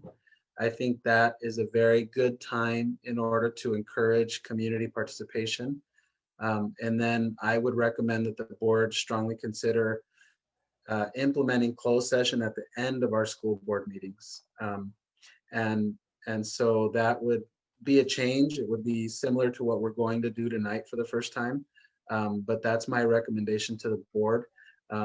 Currently, all board meetings are held via Zoom due to the coronavirus pandemic. But once we make it through this terrible time, I would recommend that we again return to holding our meetings at 2690 Hollister, Cienega Road, Hollister, California, and I would update this calendar to reflect that. So with that, I'll pass it over to the board for discussion and consider a motion afterward. I like this idea because personally, I don't like feeling rushed in closed session. And that it seems like just when we get going, oh, we got 10 minutes left. We got to get out That's right. there. I would much rather do the closed session afterwards. That's right. I totally agree. And I think it also is difficult for working board members who are sort of rushing breakneck to get to the meeting at 5 o'clock. Yes. So, Thank and you. If you all are doing that, parents are doing that too, right? Yeah. Yeah. So Thank you. It gives because me, in order, I'm not commuting, but it does help. Yes. Yes, Yeah. it does. I also think that now that we seem to have things more under control than when we started, these board meetings won't last as long. The actual board meeting themselves. So Mhm. we won't feel, like we're too tired to do closed session. I think these are much more controlled, and the time factor could be better controlled this way. I agree. As agreed. long as I can learn to get in on time. Start earlier. Really. I did, and I still couldn't do it. Jan, I still don't have my camera working. We're talking technology. Okay, I need I had an idea, and whether or not we wanted to make this a 2-year, because we don't have an election. Nobody's up for election next year. Mhm. And if we would want Diego to make a 2-year calendar for us, I'm just throwing that out, or just want to keep it for 1 year. Is our bylaws dictate 1 year per year, or can we add the second year, Diego? It does say that we adopt the calendar at the end of the year. And the only thing I like Jan's idea, the only thing I will put out there is, you gotta sometimes think about responsibilities that might pop up for a board member. I have seen that happen before, Jan, where something not movable comes into a board member's life, and I've seen boards say, well, let's move meetings to a different day or a different week of the month. So Okay, I would just put that out there. I would say that approving and adopting tonight's board calendar for tonight is probably the recommendation I would give you all. But also having an agreement that if nothing were to change, then we approve a similar type of calendar for the 22 calendar year as well. okay, we need a motion? I have a I'll make question. a motion. I have a Oh. clarifying question though. As far as the calendar, have what are your thoughts as far as laying out with the calendar, like at each meeting, what we would be highlighting? You know, a standard template. You know, we discuss, you know, this month, and you know, so we can kind of already know what's on the docket coming every month. So you know, your standard, you know, things that you say, Diego, okay, this is what we normally do during this month, you know, but just so we, you know, have ideas already set in motion as far as what we would be discussing. I don't know how difficult that would be for you and your team on your end, Diego, to, you know, build that for us. Mhm. Well, actually, we could do that on Something like Thursday this. night with our goals. Well, could. Diego, yeah, because I'm not sure if Diego kind of knows what, you know, like next month, what some of the key things, you know, every January, every February, etc. What you're referring to, Liz, is a board meeting um, calendar That's of themed. presentations and approvals. And I already have that, so I can definitely fine tune it so that it actually shows the date of each meeting and the items that will come up at that meeting. Then the only thing we would add to it are the items that board members bring forward as additional board items. Hmm. Well, I think it also should kind of reflect our goals, which we're going to talk about Thursday night. So I think And we should kind of look at that as well. Jan, I want you to know I have our board bylaws here Mhm. regarding meetings, and it does indicate that they'll be held at 6 p.m. on the fourth Tuesday of the month. So Mhm. actually, just to clarify, because I definitely want to give out the right information, we can adopt the calendar for 2 years. I just don't have that physical calendar for the board to Right. look at tonight. So with that, I will turn it over to the board for a motion. Well, Um, I need somebody to make a motion, please. I'll make I a move- motion that we approve the board meeting calendar for 2021. I'll second. Okay, any discussion? Does anyone want to consider extending it for 2 years? It doesn't matter to It's me, not a- honest. I'm not in favor of it. I just think that we Okay. don't know what will change Yeah. from year to Sure. year. Okay. We got a Yeah, whole Then- year. hopefully not another pandemic, but yeah, Right. Somebody please knock on wood. Hey, whoever's Oh, there. it's right here. Oh my gosh. yeah, let's just stick to it year to year. Okay, okay. So all in favor? Aye. Any opposed? Okay, 5-0.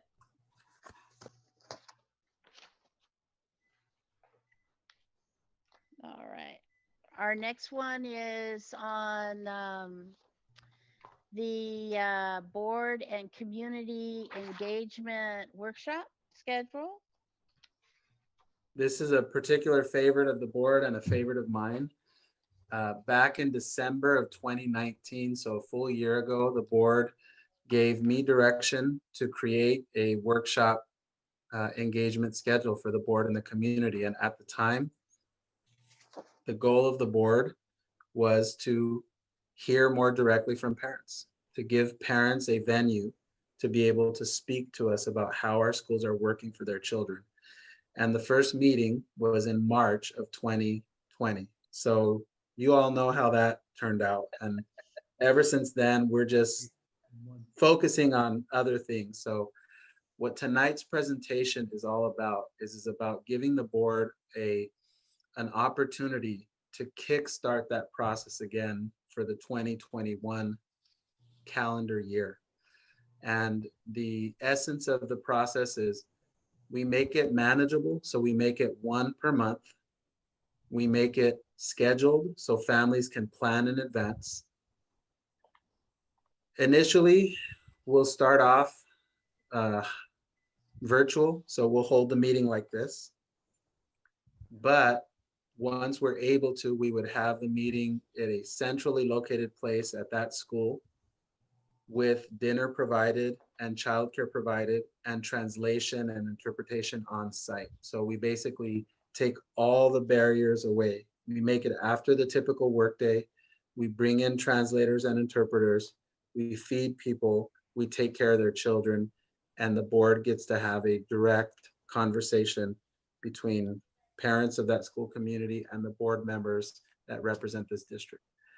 So with that, I'll open up to the board for any comments, any questions on how the process might work in 2021. You want to, I can, Yeah, want me to go, start? Steve. I'm a big fan of this.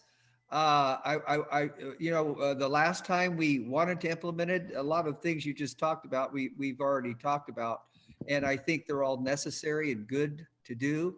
And I am all in favor of continue or starting this process again as soon as it's safe, because there is nothing better than being able to talk to parents at a meeting where it's not so formal like the board. I love the idea of just direct communication without having to, the public comments, listen and not really be able to do too much about it there formal. I think I'm 100% behind this. So. Yeah, one nice process I'd recommend, Steve, is asking the parents to fill out 3 cards. What's something that we do at this school that we really like? What's something that we do at this school that we want to improve on? And what's something that we're not doing at this school that we should start doing? That kind of, it validates a parent that has a concern that needs to be addressed, but it also allows some positive energy to go out there. It allows the conversation to not get tense or shut down. And then it also points us to the future. It also gets us to go beyond just today. And then obviously, we want to give people an opportunity to bring up any concern that they have. But I really like that idea of, let's talk about something positive. Let's talk about something we can get better at. And let's talk about something that we should start doing in the future. Right. Yeah, to me, that's I have all a- about input. You just don't want to hear good input, or you just don't want to hear bad input. So that's a good idea with the card, because that gives the parent, you get a better idea of the total feelings of the parent instead of just sitting there complaining or yelling at you. I have a comment or question. Yes, Um, Carla.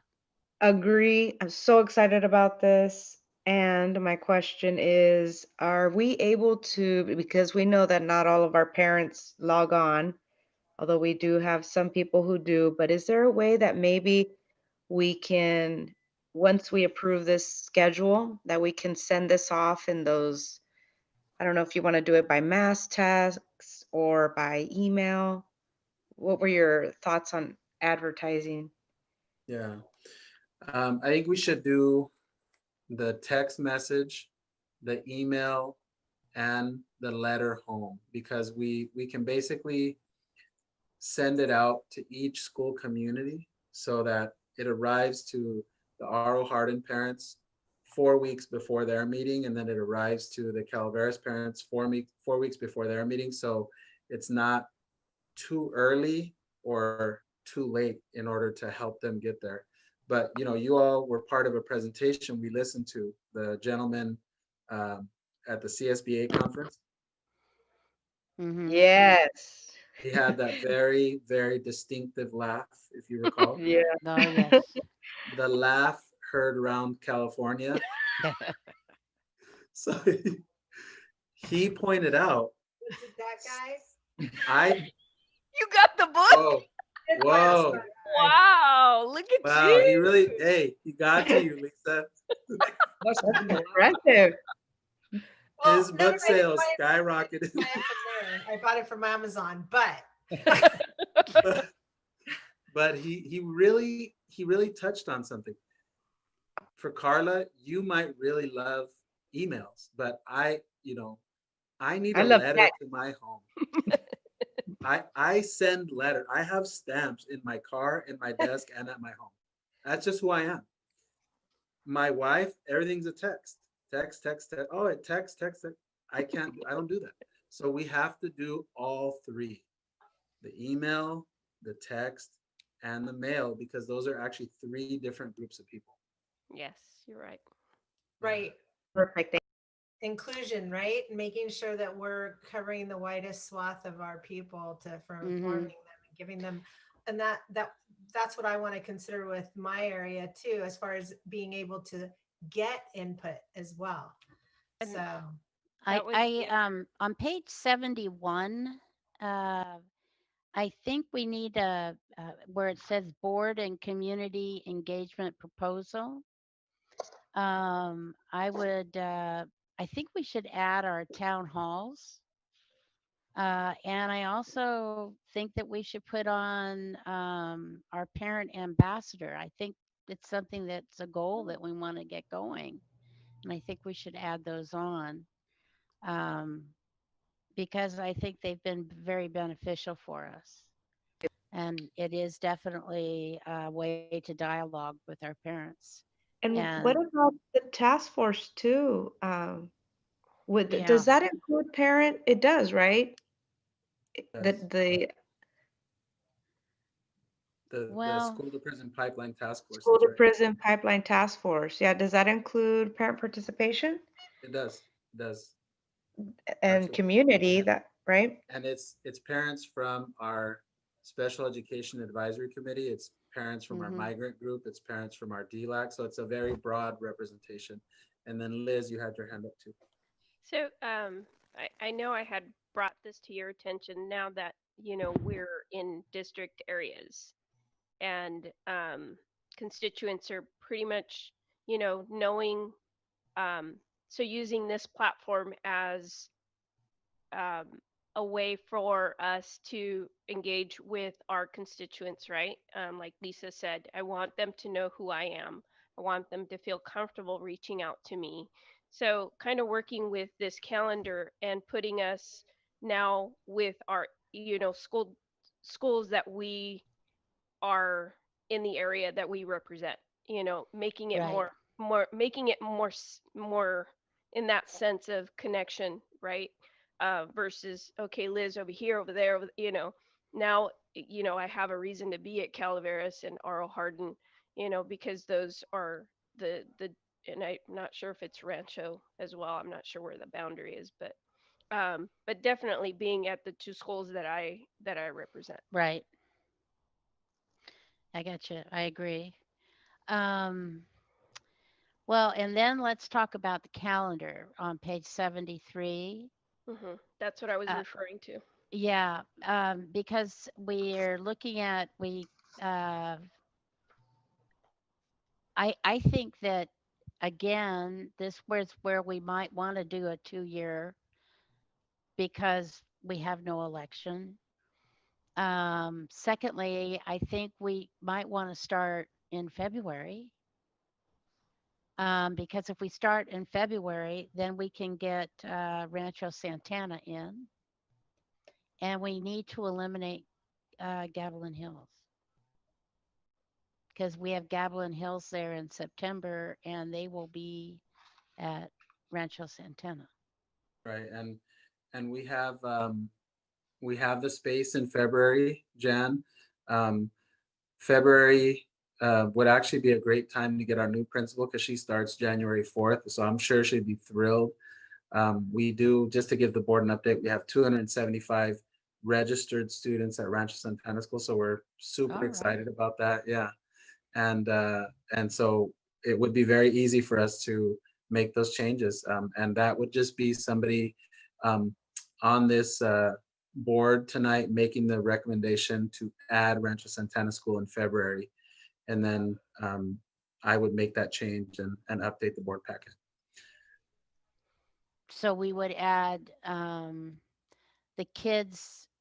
So have we heard from everybody at Gavilan Hills yet? Or We're getting closer and closer, Jen. It's getting Okay. closer. The list started at 170 and I couldn't tell you today, but the list is getting Sure. really. Okay. Mr. Ward has been walking a lot. Let me tell you, he's gotten his exercise. Yeah. So, yeah, so removing Gavilan Hills and just leaving it as HDL, adding February, Mhm. and then making the change of removing Gavilan Hills and just leaving it as HDLA and doing, you want to start or just leave Rancho Santana, put them in February, even though there's no parents or students quite there yet? What or about October, put them at the end? at the end, after September? We have two, we have an October and we have a November. We could move Rancho So we Santana just to shift December. everything, You know, Yeah. Yeah. start with Arlo Hardin in February. Just, Right. you know, shift Yeah, to everything. December. It would be December 13th. It would be the day before the board meeting because all of these are one day before the board meetings. Mhm. But if we start in February, and we So, start with Arlo Hardin, you know, we're Mhm. shifting everything up. We can still end in November, but that Mhm. be Rancho Santana. yeah, Yeah. I would, so just so the board knows, these are the third Monday of the month, so Oh, it's a the week third. before. Okay. In very unique months like December, I held off on December because of the issue that Jan just pointed out, but also Right. I left July out because I think we all need to be able to plan for vacations and we can't do Right. this No, it's good. 52 weeks a year. Yeah. No, it's good. Jill, I think. So We we gotta can't? be able to do some plan. Because we've been meeting every 2 weeks.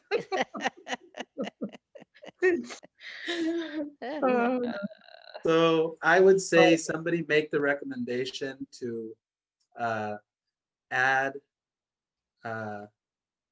the February meeting date to the existing calendar. And I would, we can move everything up one, or we can just add Rancho Santana School. And the reason that the idea behind adding Rancho Santana School is we actually have sent responses to these parents telling them your child is going to Rancho Santana School. So they know, they've heard back from us, my child will be there. So it is, I would say, we do have students there, but obviously it would be a very different meeting in February than it would be in November. So I'll just leave that up to the board. We Well, can put Rancho Santana up at the beginning or move everyone else up 1 month and put Rancho Santana I in would November. prefer, because homes are still being built, I would prefer that Shifting it it, be yeah. put at the end I do because they're too. still building homes. Yep. I agree. I would too. So I would makes sense. prefer Also it give the be at parents a the end. chance to know what the school is like when it's in Yeah. session. and right. Yeah. be able to have more input. What input are Right. they Right. gonna have now? Yeah. None. None. They're not even there. No. Yeah. So I just want to check in. Have you already negotiated with any of these schools for these dates? We've discussed it with them. I think the principals, their principals are creatures of habit. They just say, tell me when, Diego. Okay. You got them well They, trained. they know, they Take that know. into consideration. Yeah. Yeah. They Okay. just want you all to approve one of the calendars. So they know. All right. All right, so I'll turn it over to the board for a motion. And then Jan, could we work at putting board members in district areas Yeah, representing? put it in your motion, Liz. Okay. So I make a motion that we approve the community 2021 board and community engagement workshops with the changes of adding a February to be determined date by Diego on that Monday in February, removing Gavilan Hills from HDLA, and adding a Rancho Santana at the end of the calendar date, that being the last school, and with modifications of board members representing their district area schools. I'll second that. Okay. Do I have all that's saying yay or yes? Yay. Yay, Yay. yes. Aye. Any opposed? 5-0. Okay, 5-0. All right. Now we're going to approve the school facility program fund release for Calaveras and Sarah Vista. Yes. So tonight's presentation for the board is an update regarding the work that goes on behind the scenes with our school facilities department and our school business department. I want to specifically call out Aaron Bezzetta and Lisa Wiggins. They have done excellent work in working with me and our partners at Jack Schrader and Associates, because part of what is our responsibility is once we do modernization and construction projects, we have an obligation to fill out all of the necessary paperwork and attend all of the necessary meetings in order to qualify for funding that the state gives back to districts. And when school districts are not on the ball, their place in line is lost and they move down the list. Wow. There are many, many districts that don't submit the proper paperwork, don't submit it in time. And as the superintendent, it can feel like I'm a broken record telling the board, oh, we're going to get reimbursed for this. We're going to get reimbursed for this. And I feel badly because I've probably told each of you in individual conversations 10 times each that we have money coming for this project and this project. And I wanted to have this approved by the board tonight because this is basically $2.1 million that we are receiving. This is evidence and verification that the whole process has been followed and that we've been successful in receiving the fund reimbursements. And I want to inform the board that we still have paperwork out there for Sunny Slope. And as you know, we spent a lot of money at Sunny Slope. We're Yes. still in line to get funding for Sunny Slope, which will be much more than we received for Calaveras or Sarah Vista. Mhm. And we're still in line for a major reimbursement for Rancho Santana School, which will be in excess of $20 million once that's received. So that's what tonight's presentation is about, is it's about educating the community and informing the board that the district is receiving $2.1 million for Calaveras and Sarah Vista. And I want to open up for questions. And Liz, you made a comment earlier about a long-term plan. So I want to be able to open up that conversation for the board tonight. I have a question, just to be clear on this money that's going to Calaveras and Cerro Vista. Is this for the gym potentially? Yes. Well, that's And what if we and if decide. so, I just wish that we were in person and that I could see Mr. Wood's face.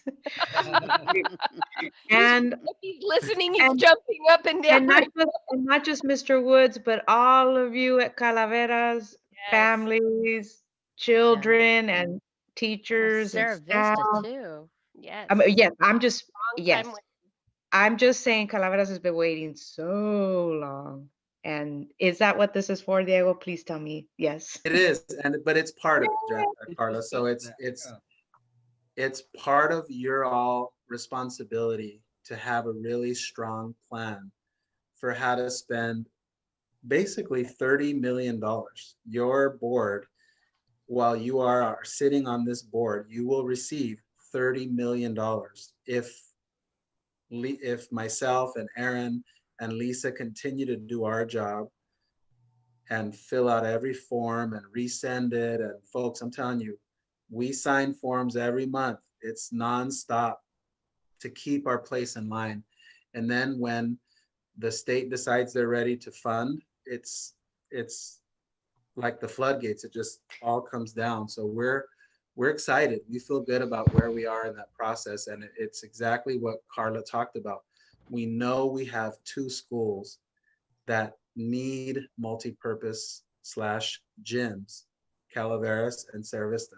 So that's where it kind of now pivots over to what Liz was talking about, was how are we planning for long-term solutions to the problems facing our facilities in the district?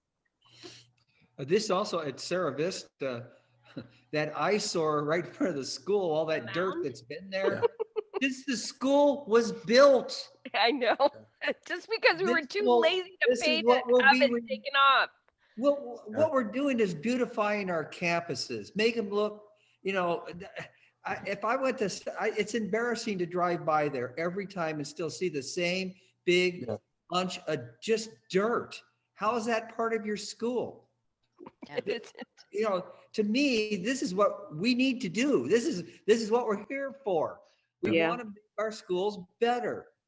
But Agree. that's what Diego was talking about, is having equipment that our guys can actually use to take care of those situations in-house. and Exactly. We don't have to pay an arm and a leg to get stuff like that taken care of, when it should have been done from that first initial, like you said, from the time the school was built. Yeah. And I Instead guess of being that's the question, right? That I think is important. If Cerro Vista, that mound that just sits there is a priority, then that's what we should look at. Or, what is Well, it? What is it where that we school, want to put that multi-purpose Right. room, Right. if that would be the location we want to put it, then Right. yes, we would need to make that a priority to have that removed. right? I just really feel strongly. I know that some of the prefab places that Diego and Steve have looked at, what is it, 20 feet we need for a gym? That's what they're going to do. But Well, yeah, I just there's really only one feel, company that did that. I know, but I just really feel strongly we need to make them gyms. I think we're throwing our money away if we just do multi-purpose rooms. I really do. Oh, Jan, I'm using the term multi-purpose, and Diego put in there /gym because that's what it's going to be. That Well, was the whole point. We did not want, I think, what was it, 14 feet, Diego, was the highest that one company could go? Mhm. That's not acceptable. Well, This I talked to a company- company during com- that convention, and they went to 18, and Mhm. that's That's not still not big high enough enough. for a gym. No. We have to, I No, just that's don't the want, height of the ceiling. right. I know, we need the 20 feet. I understand that. I just Well, don't I'm want not to see sure us that's- settle. I don't think that's available right now.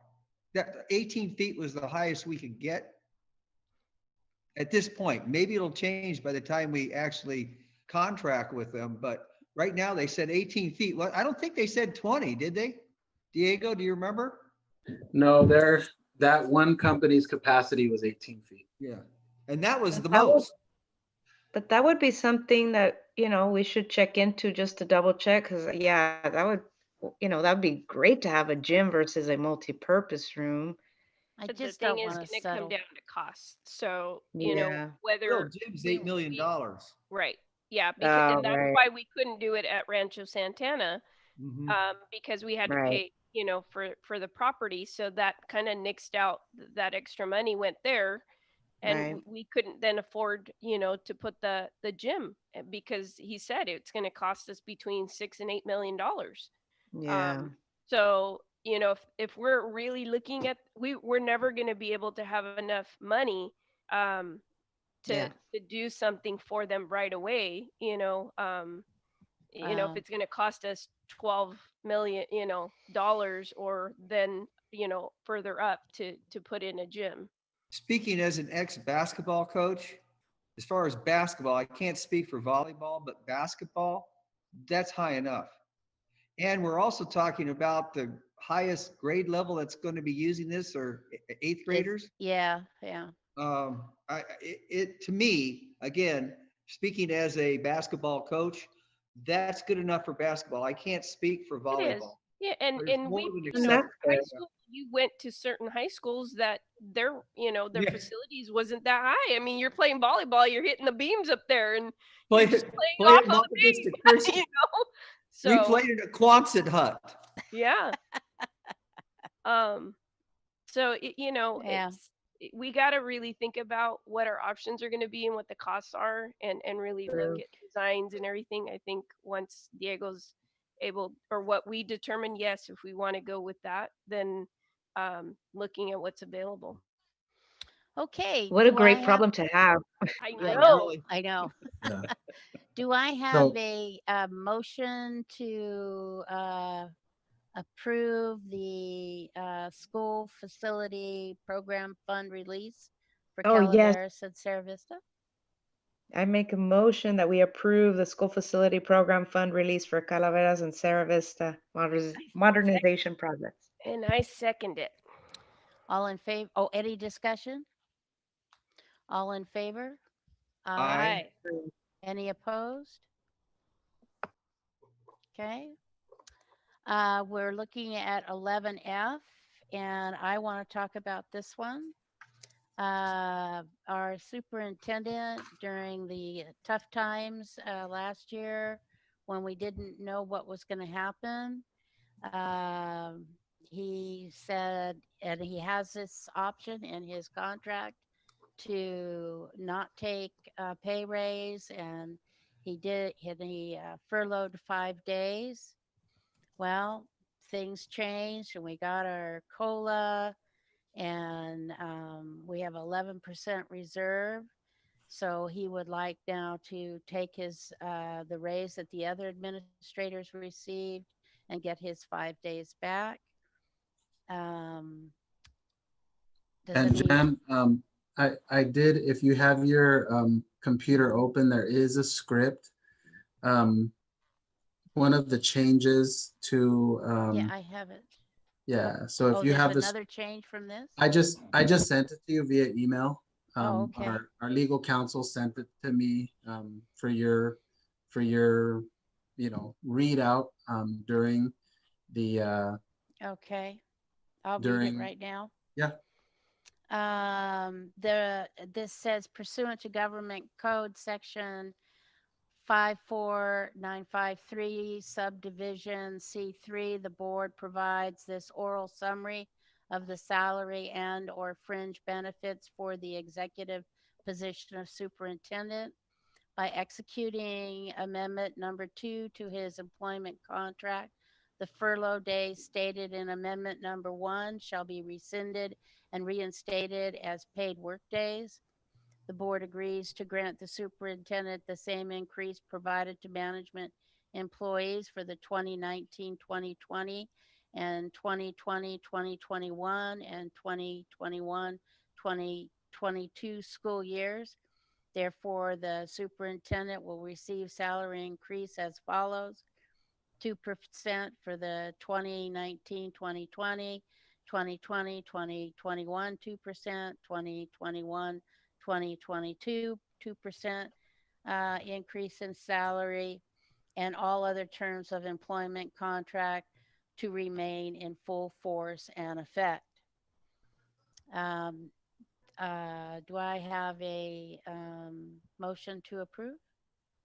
I move to approve motion 11F, the amendment number 2 to the contract of employment for Superintendent Diego Ochoa. I second. Is there discussion? Well, before I say yes, I just want to say I wasn't really for him not getting the raise to begin with. I'll tell you right now, I don't believe that this board will be where it is today without him. And I'm more than happy to vote yes for this, because if anybody's earned the money, he has. I think that through Mr. Ochoa's, Superintendent Ochoa's leadership, he has guided our district through one of the worst times that our country has been through in 100 years. Our children are safe. Our employees are safe. We are not in financial ruin. Our children are learning. My first grader grandson is, calculating 2-digit math, adding and subtracting. He's reading, he's spelling, he's speaking more and more. Um, so as a grandparent, I'm very pleased with his results. Would I like him at school? Absolutely, but I don't want him sick either, and I don't want to be sick. Um, and I think that he's earned every penny of this. Well Yes, said. Elizabeth. Agree. Elizabeth? Go ahead, Carla. Did you want to say anything, Carla? Oh, go ahead. I just said agree. Well said. I just want to publicly state, what I said in private to him. To me, he's been an exemplary leader. He leads by example, and that is not easy to always do. But not only does he, walk the walk, he talks. He fulfills what he says. He is a man of integrity. You can trust what he tells you and value that. Um, he values every single employee, and to value someone is to see them. And what I mean by that is, you know that itself, you walk into a room, he's acknowledging everyone, he's interacting with people. As busy as he is, he's got his hands in everything. As large as this district is, that is very difficult to do, and he could very well delegate a lot of things, but for him to really know what is happening and what needs to be changed, he gets fully immersed in everything. And that's a true leader. Um, and he looks towards trying to find solutions towards, difficult things like this. COVID, this has not been easy for anybody in any school district. And he has not wavered. He has been solid in everything, his commitment to his staff and protecting them. Um, and to me, that those are all qualities. And having our first bilingual superintendent um, that can relate to our community, to the majority of our families in our school district is incredible. To have made the changes that he's made and improvements. I think Jan and Steve and Carla, you were saying, some of the goals that you guys came on board with, looking at wanting to make better.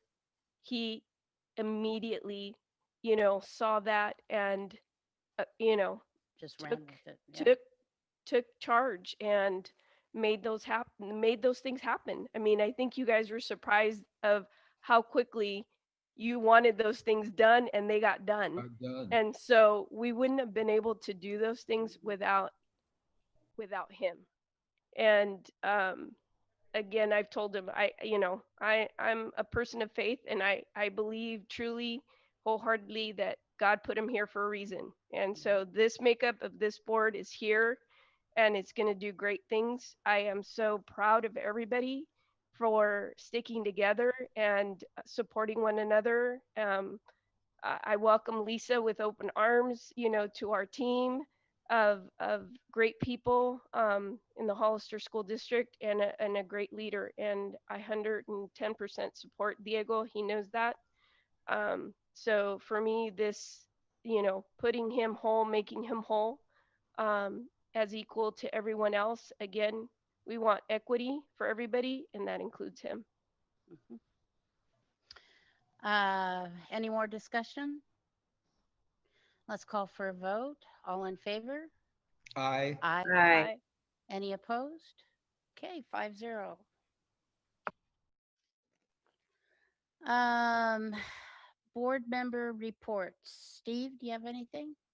Yeah, I've talked to Jan about this and Diego and Kip. I was able to make contact. You know, we've expressed a need for some physical activity for as long as we're going to stay on distance learning, which we are going to do for a while, to get the kids up and moving around. So I was able to make contact with a company that basically what they do is supply physical education 20-minute exercises for kids online, and they're broken down K2, 3, 5, 6, 8, and they're all, you know, individual for those age groups.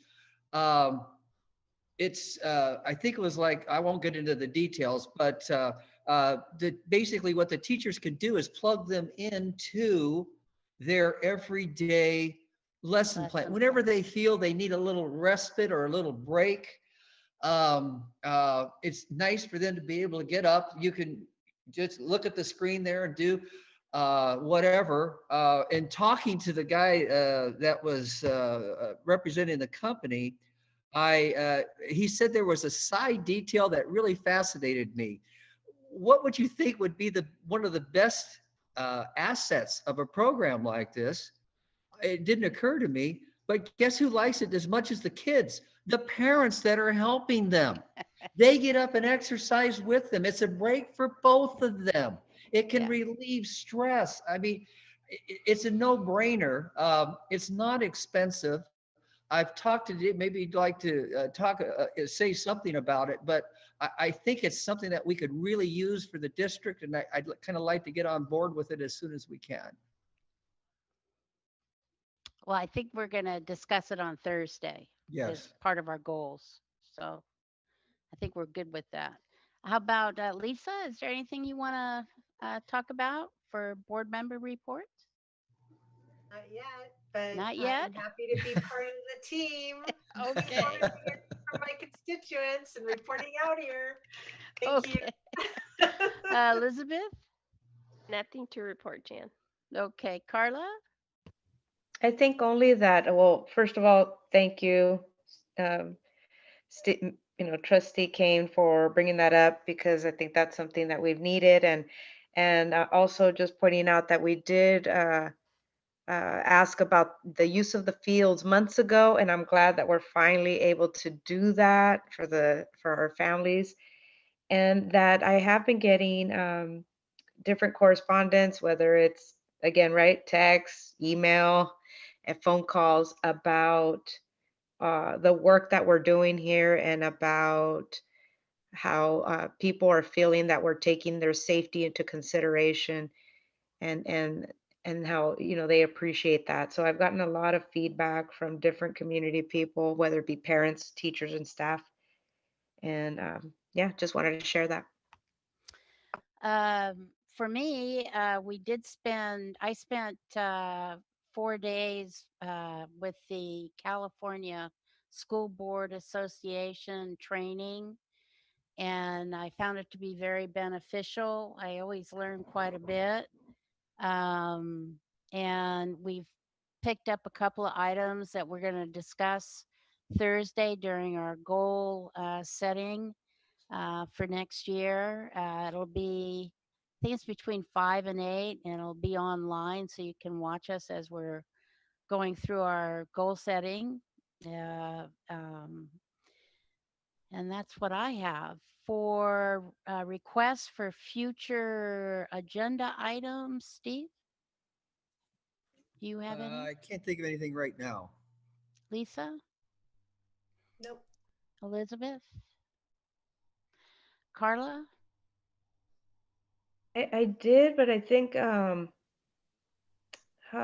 would this, I guess I really want us to flush out having, and maybe tell me if this is not a future agenda board item, if we're going to talk about it anyways. Superintendent Ochoa, but really this this idea of small groups coming Yeah, back and um, just how does that gonna look and who's the priority? I'm still feeling like we need to flesh that out. And then we had talked about also some ideas. I guess we'll talk about this Thursday and Friday. So, but just some ideas of next semester for our students, I making it actually, more creative and fun. yeah, you and I are on the same page on that, Carla. Okay. And I think that Diego's going to need time to work with his administrators on how he wants to do that. And so, and we need time for in our goal setting to work. So Okay. maybe it should be an agenda item. I don't know if it'll be for January or Right. February. It'll be determined by Diego and what his group comes up with. Okay. Can we Thank you. leave it that way, Diego? Yep. That'll either be That'll- January or February. That'll be perfect. Okay. All right. Okay. I'll take a motion to adjourn to close So session. moved. So we'll adjourn to closed session. Second. So moved. Second. Second. All in favor? Aye. Aye. Aye. So Diego, how do we do this to close So this session? will be a little bit different. We have our wonderful Mr. Brandon. He's actually should be taking the meeting offline. And Okay. what we have to do is we have to come back to the Zoom meeting. So I'm going to ask everybody to keep their Zoom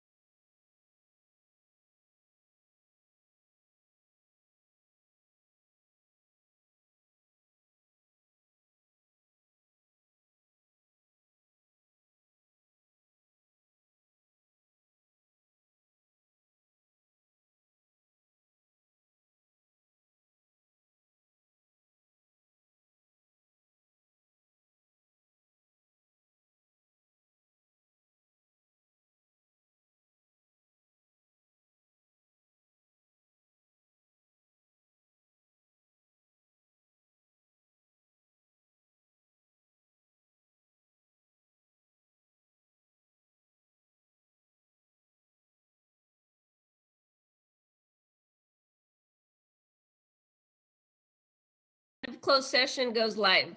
Yeah, none No. of closed session. That's private. Oh, I see. Yeah. So None of things that are was just recorded, internal for us. Not live. Yeah. Got it. All right, we're back live. Jan, do you want to bring us back into open session?